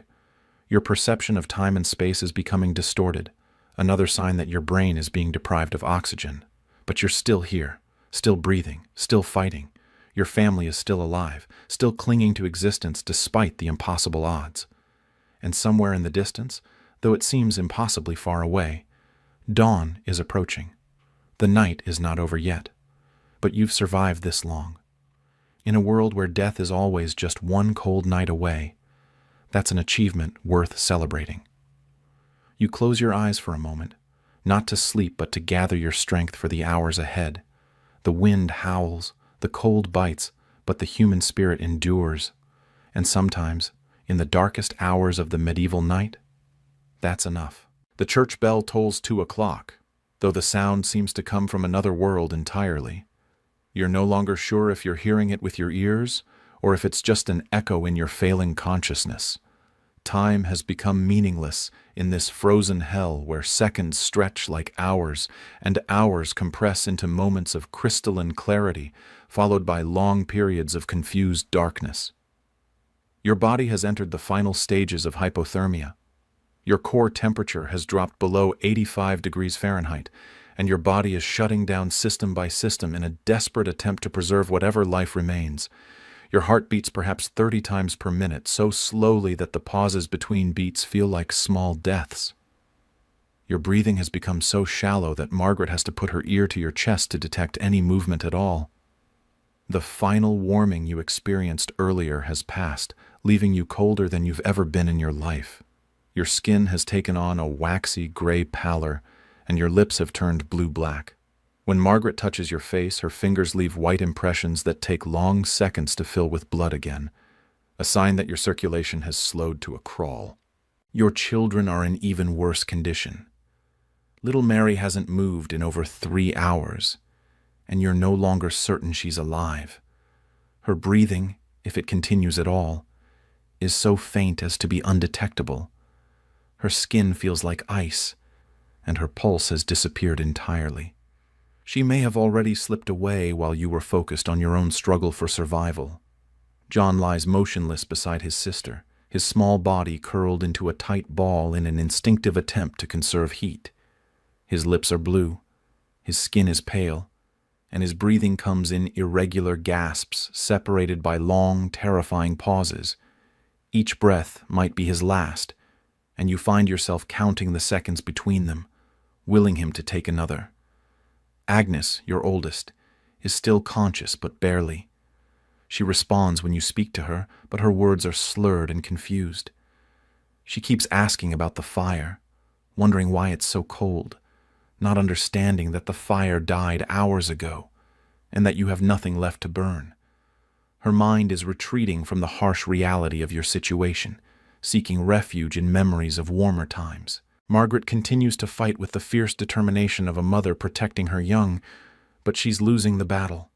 She's been using her own body heat to warm the children throughout the night, and the effort has drained her reserves completely. Her core temperature has dropped dangerously low, and she's showing all the signs of severe hypothermia, confusion, slurred speech, and the dangerous drowsiness that precedes unconsciousness. I can't feel my hands," she whispers, her voice barely audible above the wind. Are they warm enough?" You try to answer, but your own voice has been reduced to a hoarse croak. Your throat is raw from breathing the frigid air, and your tongue feels thick and clumsy in your mouth. Instead, you squeeze her hand, or try to, though you can't feel whether you're actually making contact. The animals that shared your living space are mostly dead now. The pig has been motionless for hours, its body already beginning to stiffen with rigor mortis. Most of the chickens have succumbed as well, their small bodies unable to generate enough heat to survive the extreme cold. Only the goat remains alive, and even it is in dire condition, standing with its head hanging low and its breathing labored. Your hovel has essentially collapsed around you. What began the evening as a crude but functional shelter has been reduced to a pile of debris that offers minimal protection from the elements. The roof has multiple holes, the walls are crumbling, and snow has accumulated inside the room in drifts that reach nearly to your waist. The wind continues to howl with undiminished fury, driving the temperature even lower. You estimate that it's now at least 20 degrees below zero inside your former home, cold enough to kill a healthy person within hours. In your weakened condition, it's a miracle that any of you are still alive, but you are still alive, and that knowledge gives you a tiny spark of hope to cling to. Your family has survived 8 hours of this ordeal, and dawn is still 4 hours away. The mathematics of survival are grim, but not impossible. If you can just hold on a little longer, if you can just keep your hearts beating and your lungs breathing for a few more hours, you might see the sunrise. Around 2:30, you begin to experience hallucinations, another sign that your brain is being deprived of oxygen. You see your parents, long dead, standing at the edge of the room and beckoning to you. You hear voices calling your name, though you know there's no one else alive in the village who could be calling. You feel warmth that isn't there, see light that doesn't exist. These hallucinations are both blessing and curse. They provide a temporary escape from the harsh reality of your situation, but they also indicate that your brain is shutting down. Many people who die of hypothermia report feeling warm and comfortable in their final moments, even removing their clothes because they feel overheated. It's the brain's final gift to the dying, a peaceful delusion that makes the transition from life to death less traumatic. But you fight against the hallucinations, forcing yourself to focus on the real world around you. You can't afford to drift away into pleasant fantasies when your family needs you to stay alert and aware. Every moment of consciousness might be crucial to their survival. Margaret is experiencing similar symptoms. She keeps talking to people who aren't there, having conversations with her long-dead mother, asking about relatives who died years ago. Her grip on reality is slipping, and you know that once she loses consciousness completely, she probably won't wake up again. "Stay with me," you whisper, though you're not sure if the words actually leave your mouth. "Don't go to sleep.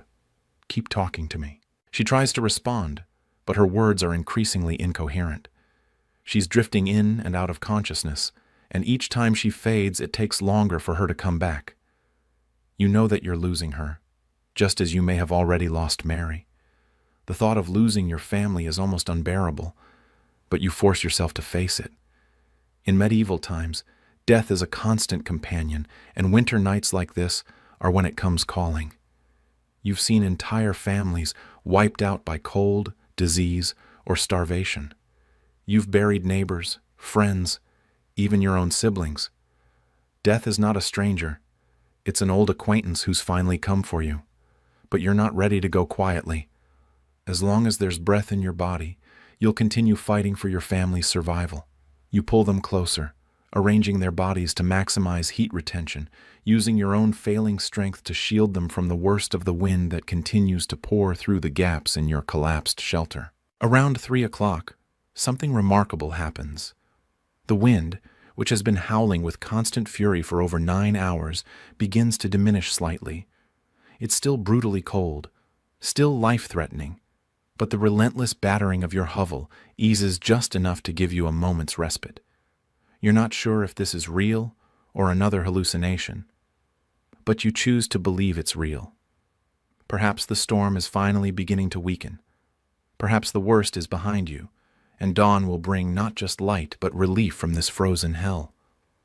The slight reduction in wind allows you to hear other sounds, the creak of settling timber, the soft whisper of snow falling, and most importantly, the faint but steady breathing of your children. Mary is still alive, though barely. Her breath comes in tiny puffs that are almost invisible in the frigid air, but they're there. John's breathing is stronger, more regular, and you allow yourself to hope that he might survive the night. Agnes stirs slightly and opens her eyes. For a moment, they're unfocused and confused, but then they find your face in the darkness. "Papa," she whispers, her voice barely audible. "Is it morning yet?" "Not yet, sweetheart," you manage to croak, "but soon. Just hold on a little longer." She nods weakly and closes her eyes again, but the fact that she's still conscious and coherent gives you hope.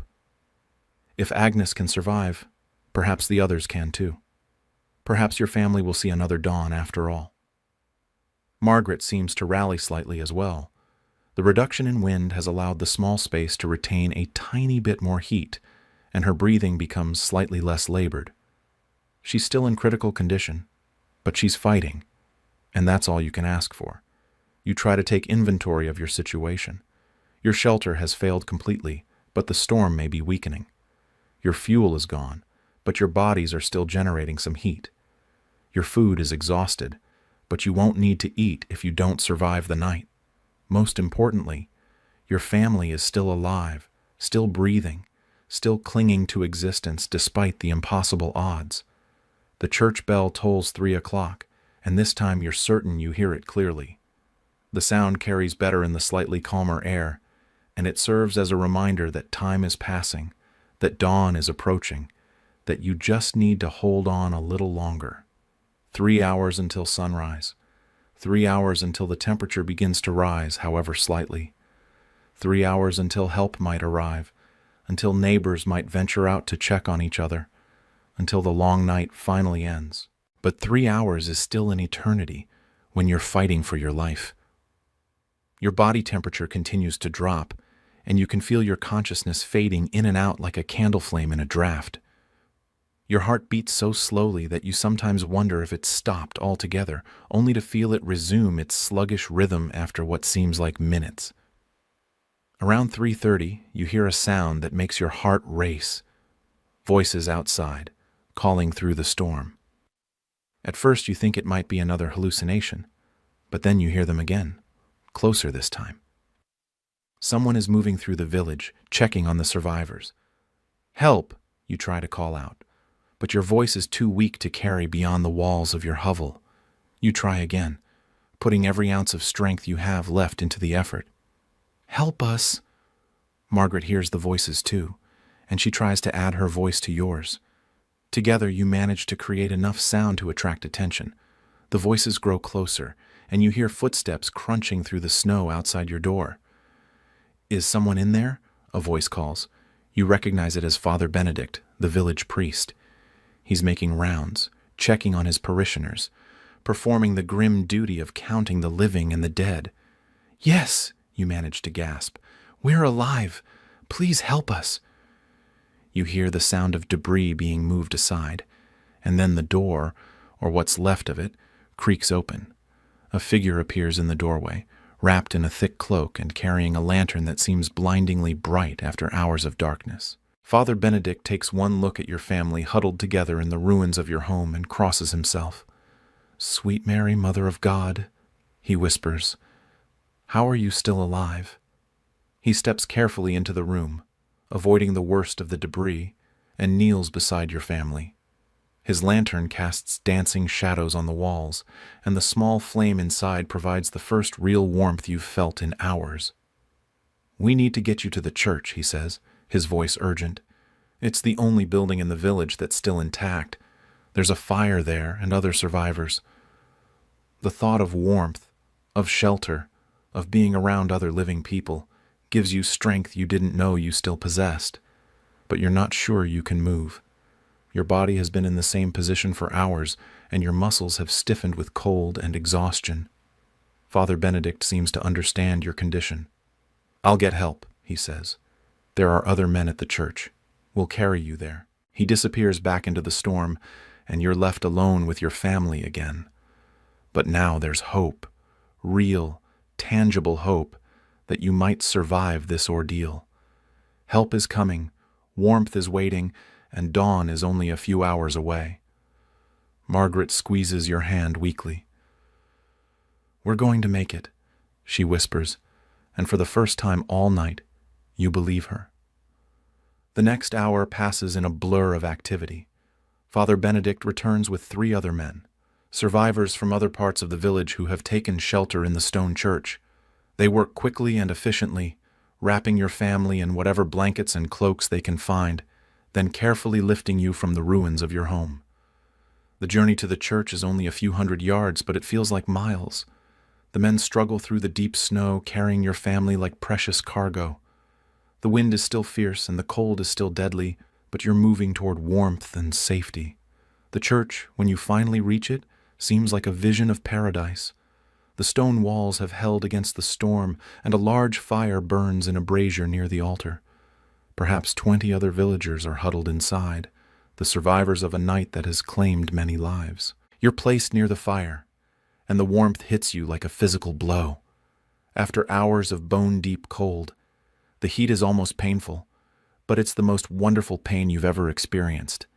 You can feel circulation returning to your extremities, and your heart begins to beat more strongly. Margaret is placed beside you, and you can see color returning to her face as the warmth penetrates her frozen body. Your children are wrapped in blankets and positioned as close to the fire as possible. Mary, your youngest, is still unconscious, but her breathing seems stronger. John opens his eyes and looks around in wonder at the warm, bright space.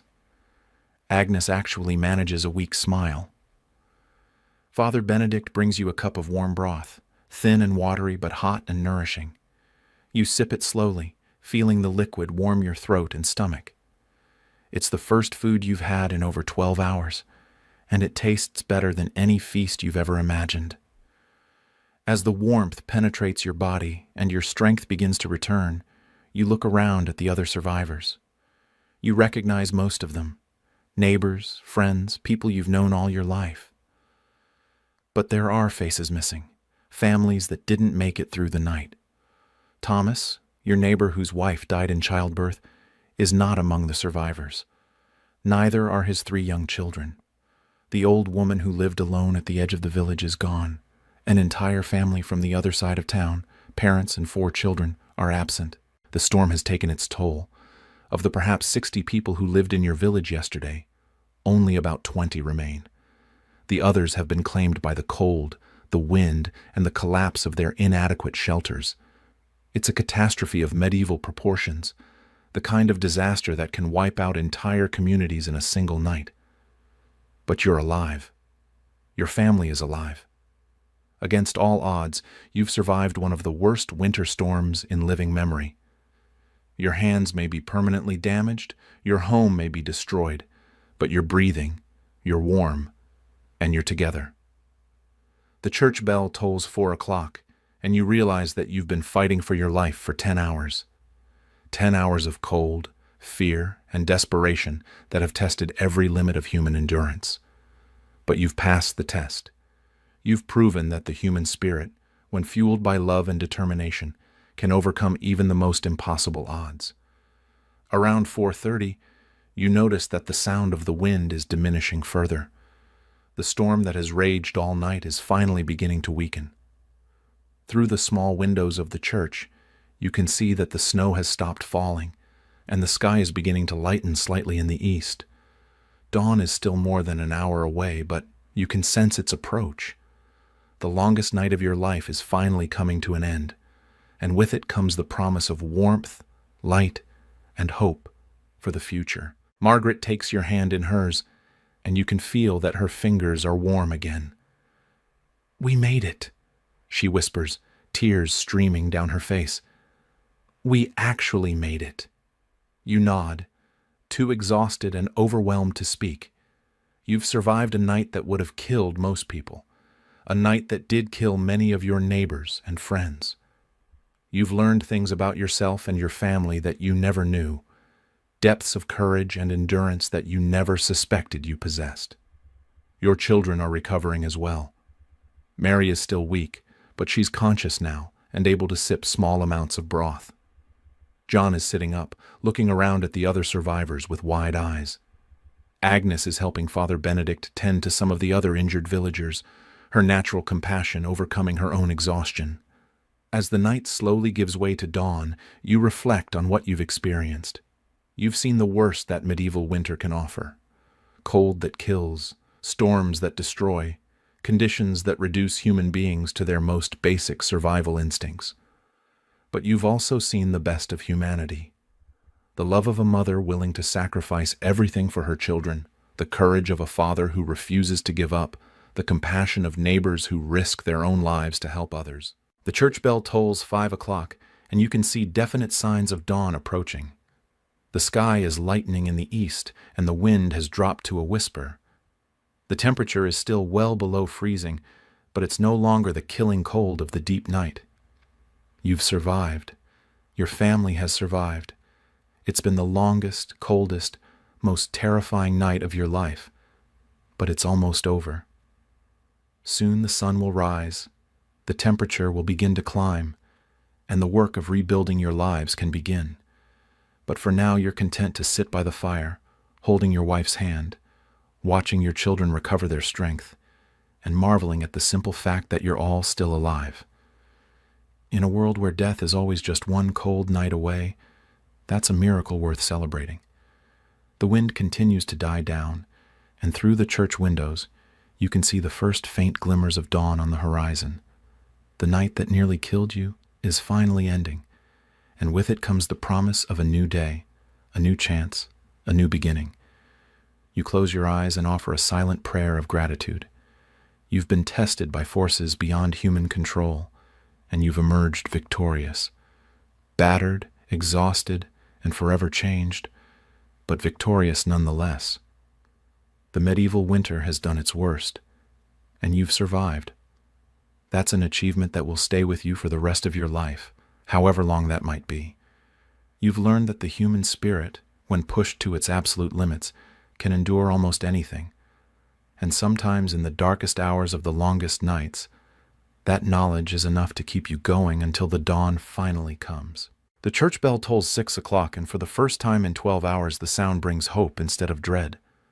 Through the small windows of the stone church, you can see the sky lightening in the east, not the false dawn that sometimes appears before sunrise, but the real thing, the genuine promise that the longest night of your life is finally coming to an end. You're still weak, still damaged from your ordeal, but you're alive. Your family is alive.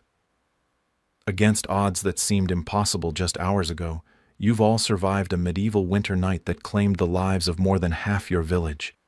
The warmth from the church fire has penetrated your bones, and feeling has returned to most of your extremities, though your hands remain swollen and painful. Margaret sits beside you, her color much improved from the deathly pallor she wore in the depths of the night. She's sipping warm broth and watching your children with the fierce protectiveness of a mother who has nearly lost everything. Her ordeal has aged her. You can see new lines around her eyes, a new wariness in her expression. But she's alive, and that's all that matters. Little Mary, your youngest, is conscious now and able to speak, though her voice is weak and hoarse. The lung fever that threatened her life seems to have broken, perhaps shocked away by the extreme cold, or perhaps simply overcome by her young body's remarkable resilience. She's wrapped in blankets near the fire, and color is slowly returning to her cheeks. John, your 8-year-old son, has recovered remarkably well. Children, it seems, are more resilient than adults when it comes to extreme cold, and his small body has bounced back from hypothermia with surprising speed. He's even managed to eat some bread soaked in broth, and he's looking around the church with the curiosity of a child who has survived something extraordinary. Agnes, your 12-year-old daughter, has become something of a hero among the survivors. Despite her own ordeal, she's been helping Father Benedict tend to the other villagers, bringing them water, adjusting their blankets, and offering words of comfort. The night has matured her in ways that years of normal life never could have. Father Benedict moves among the survivors like a shepherd tending his flock, offering spiritual comfort and practical assistance in equal measure. The church has become a refuge, a sanctuary in the truest sense of the word, and he has opened its doors to anyone who needed shelter from the storm. The worst is over, he announces to the gathered survivors as the light outside grows stronger. The storm has passed, and the temperature is beginning to rise. We've made it through the night. A murmur of relief and gratitude passes through the group. 23 people have survived out of a village that housed nearly 60 just yesterday. It's a catastrophic loss, but for those who remain, it's also a miracle. Each survivor represents a victory against forces that seem determined to claim every life in the village. As the morning light grows stronger, you begin to assess the full extent of the damage.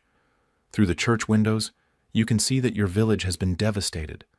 Roofs have collapsed, walls have crumbled, and debris is scattered everywhere. The storm has essentially destroyed the physical infrastructure of your community, leaving the survivors to start over from almost nothing. Your own hovel is completely gone.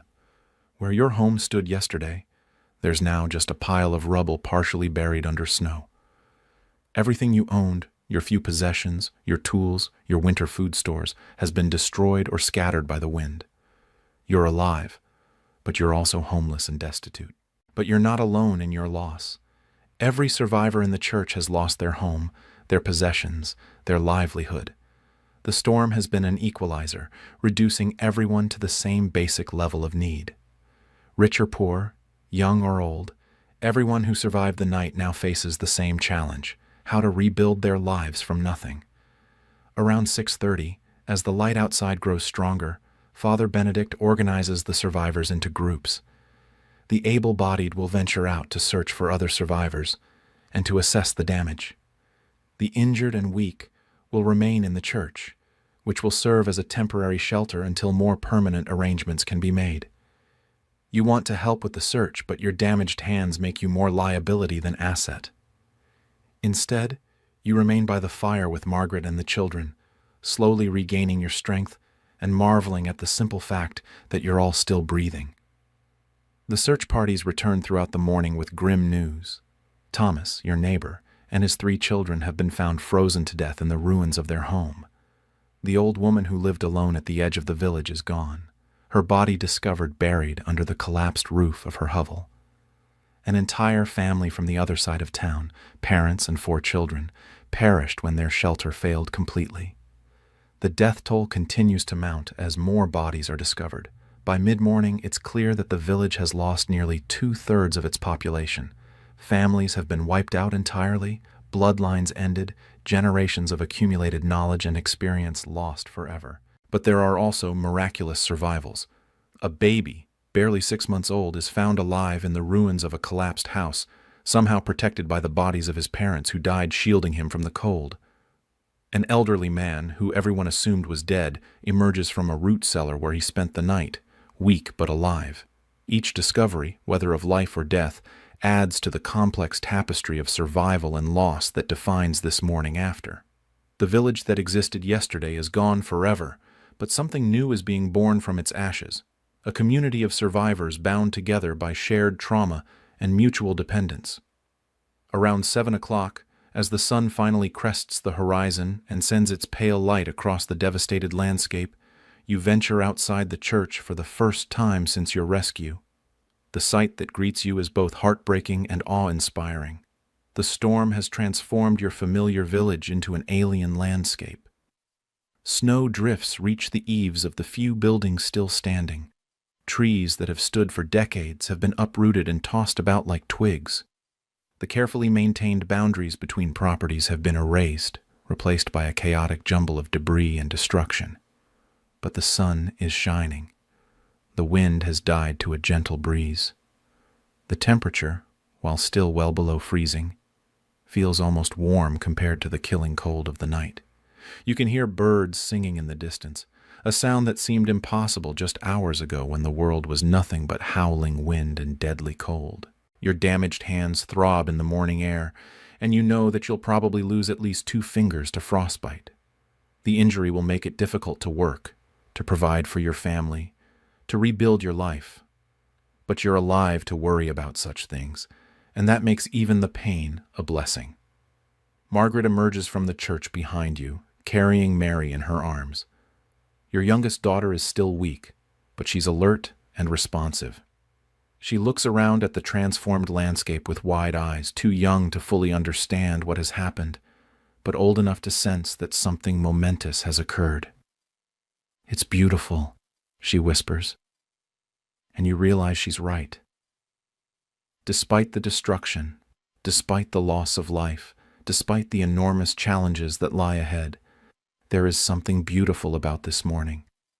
The sun on the snow, the clear blue sky, the simple fact that you're all here to see it. It's a kind of beauty that can only be appreciated by those who have come close to losing everything. John and Agnes join you outside, and your family stands together in the morning light, survivors of a night that will be remembered and talked about for generations. You've been tested by forces beyond human control, and you've emerged victorious, battered, changed, forever marked by the experience, but victorious nonetheless. Father Benedict appears beside you, his breath forming small clouds in the cold air. "The Lord's men will be here soon," he says. "They'll want to assess the damage, count the survivors, decide what's to be done with the village." You nod, understanding the implications. In the feudal system that governs your life, even natural disasters become matters of economics and politics. The Lord will need to decide whether it's worth rebuilding the village or whether the survivors should be relocated elsewhere. Your future, like your past, is not entirely your own to determine. But for now, in this moment, you're free. Free from the crushing weight of the night's terror, free from the immediate threat of death, free to stand in the morning sun with your family and marvel at the simple miracle of survival. The church bell tolls 7 o'clock, and the sound carries clearly in the still air. It's a sound of celebration now, not warning. A bronze voice proclaiming that life continues, that hope endures, that the human spirit cannot be broken by cold or storm or any other force that nature can unleash. Other survivors emerge from the church, blinking in the bright morning light like creatures emerging from hibernation. They move slowly, carefully, still weak from their ordeal, but alive and grateful for it. Children who were near death just hours ago are now playing in the snow, their resilience a testament to the remarkable adaptability of the human body and spirit. Around 7:30 you hear the sound of horses approaching, the Lord's men, as Father Benedict predicted, coming to assess the situation and determine what's to be done. They ride through the devastated village with expressions of shock and dismay, clearly unprepared for the extent of the destruction. The lead rider, a well-dressed man you recognize as the Lord's steward, dismounts near the church and speaks briefly with Father Benedict. Their conversation is too quiet for you to hear, but you can guess its content. How many dead? How many survivors? What resources will be needed for recovery? After a few minutes, the steward approaches the group of survivors. His expression is grave, but not unsympathetic. "His Lordship has instructed me to provide immediate assistance," he announces. "Food, clothing, and temporary shelter will be arranged. No one will be left to starve or freeze." It's more compassion than you expected from the feudal system, but then again, the Lord has practical reasons for keeping his peasants alive. Dead serfs produce no crops, pay no taxes, provide no labor. From his perspective, the survivors represent an investment that needs to be protected. But you're grateful nonetheless. The promise of food and shelter means that your family will survive not just the night, but the difficult days and weeks ahead. You'll have time to heal, to plan, to figure out how to rebuild your life from the ruins of the old one. As the morning progresses, the full scope of the disaster becomes clear. The storm wasn't limited to your village. Reports come in of similar devastation throughout the region. Entire communities have been wiped out. Roads are impassable, and the death toll is mounting into the hundreds. But there are also stories of remarkable survival, of families who endured conditions that should have killed them, of communities that pulled together to save lives. Your own story is just one among many, but it's yours, and it's precious beyond measure. Around 8 o'clock, as the sun climbs higher and the temperature begins to rise noticeably, you make a decision. Despite your injured hands, despite your exhaustion, despite the overwhelming nature of the task ahead, you're going to help rebuild. Not just your own life, but your community. You approach Father Benedict, who is organizing the relief efforts with remarkable efficiency. "What can I do to help?" you ask. He looks at your bandaged hands, at your still pale complexion, at the obvious signs of your ordeal. "You should rest," he says gently. "You've been through enough." "We've all been through enough," you reply. "But we're still here. We're still alive. And that means we have work to do." He nods, understanding. There are bodies to be recovered and buried, debris to be cleared, temporary shelters to be built. Choose what you can manage with your injuries. You choose to help with the search for survivors despite your limitations. Your knowledge of the village and its people makes you valuable, and even with damaged hands, you can call out, listen for responses, and guide others to places where survivors might be found. The work is heartbreaking. For every survivor discovered, there are 3 or 4 bodies to be recovered. Families you've known all your life are gone, wiped out in a single night. Children you watched grow up are found frozen in their parents' arms. The human cost of the storm is almost too much to bear, but there are also moments of joy. A young mother and her baby are found alive in a collapsed root cellar, weak but breathing. An elderly couple is discovered huddled together in the ruins of their home, both alive despite being exposed to the cold for hours. Each rescue is a victory, a small triumph against the forces that tried to claim every life in the village. By mid-morning, the search is largely complete. 23 survivors out of nearly 60 residents, a survival rate of less than 40%. It's a catastrophic loss, but for those who remain, it's also a new beginning.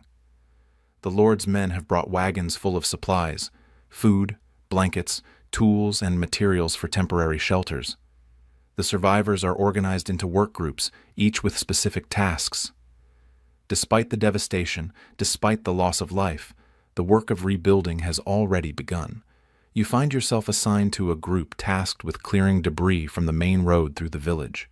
It's work you can do despite your injured hands, and it's satisfying to see progress being made, to watch order slowly emerge from chaos. Margaret and the children remain at the church, which has become the temporary center of the new community. She helps prepare meals for the work crews, tends to the injured, and provides comfort to those who have lost family members. Your children, remarkably resilient, help where they can and play with the other survivor children when their energy allows. As you work, you reflect on what you've learned during the long night. You've discovered reserves of strength and endurance you never knew you possessed. You've seen your family tested by extreme conditions and watched them prove their courage and resilience. You've witnessed both the worst and the best of human nature, the selfishness of looters and the compassion of neighbors who risk their lives to help others. Most importantly, you've learned that survival isn't just about individual strength or luck. It's about community, about people pulling together in the face of impossible odds, about refusing to give up even when giving up would be easier. The sun climbs higher, and the temperature continues to rise. The snow begins to soften slightly, and you can hear the sound of water dripping from the eaves of the church. Spring is still months away, but this morning feels like a promise that winter won't last forever, that warmth and life will return to the world. Around noon, Father Benedict calls a halt to the work, so that the survivors can gather for a memorial service for those who didn't make it through the night. You stand with your family in the ruins of your village, listening to the priest's words about eternal rest and divine mercy, and you feel a complex mixture of grief and gratitude. Grief for the friends and neighbors who are gone, for the children who will never grow up, for the families that have been destroyed, but also gratitude, profound, overwhelming gratitude, for the simple fact that you and your loved ones are still here, still breathing, still able to hold each other and face whatever challenges lie ahead. The service ends with the church bell tolling once for each person who died in the storm. 37 times the bronze voice rings out across the devastated landscape, a final farewell to those who couldn't survive the night. Then, after a moment of silence, it tolls once more. For hope, for the future, for the survivors who will carry on. As the afternoon progresses, temporary shelters begin to take shape. They're crude affairs, little more than lean-tos made from salvaged wood and thatch, but they're warm and dry, and they represent the first steps toward rebuilding your lives. Your own shelter is small, barely large enough for your family, but it's yours. You've helped build it with your own hands. despite your injuries, and that makes it precious. Tonight, you'll sleep under a roof again, protected from the elements, surrounded by your family. But more than that, you'll sleep as survivors. You've faced the worst that medieval winter could throw at you, and you've emerged victorious. You've learned that the human spirit, when tested by extreme conditions, can endure almost anything. As the sun begins to set on this remarkable day, you stand outside your new shelter with Margaret and your children, looking out over the village that's slowly rising from the ruins of the old one. It's different now, smaller, changed, marked forever by the events of the previous night, but it's alive, and that's what matters. And the church bell tolls 6 o'clock, marking the end of your first full day as a survivor.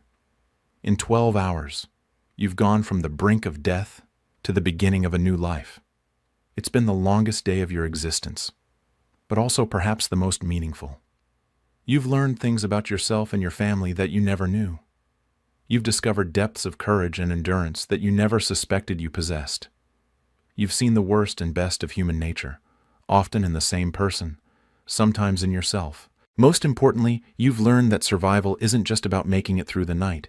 It's about what you do with the morning that follows, how you use the gift of continued existence, how you honor those who didn't make it by living fully and purposefully. As darkness begins to fall, a gentle darkness now, not the killing cold of the previous night, you gather your family around a small fire outside your shelter. The flames dance in the evening air, casting warm light on your faces, and you tell your children stories about the people who didn't survive, keeping their memory alive through words and love. Tomorrow will bring new challenges. There will be crops to plant, homes to build, lives to reconstruct from the ground up. The work will be hard, the progress slow, the setbacks frequent.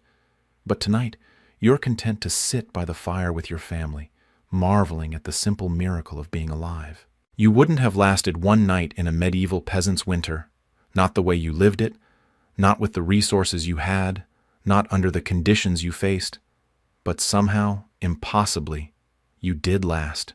You survived, and in surviving, you've become something more than you were before, stronger, wiser, more grateful for every breath, every heartbeat, every moment of warmth and love. The stars come out, brilliant and clear in the cold night sky. But tonight they don't seem cold or distant. They seem like beacons of hope, reminders that even in the darkest hours, there's always light somewhere, always the promise of dawn, always the possibility of survival. You pull your family closer, feeling their warmth, hearing their breathing, grateful beyond words for their presence.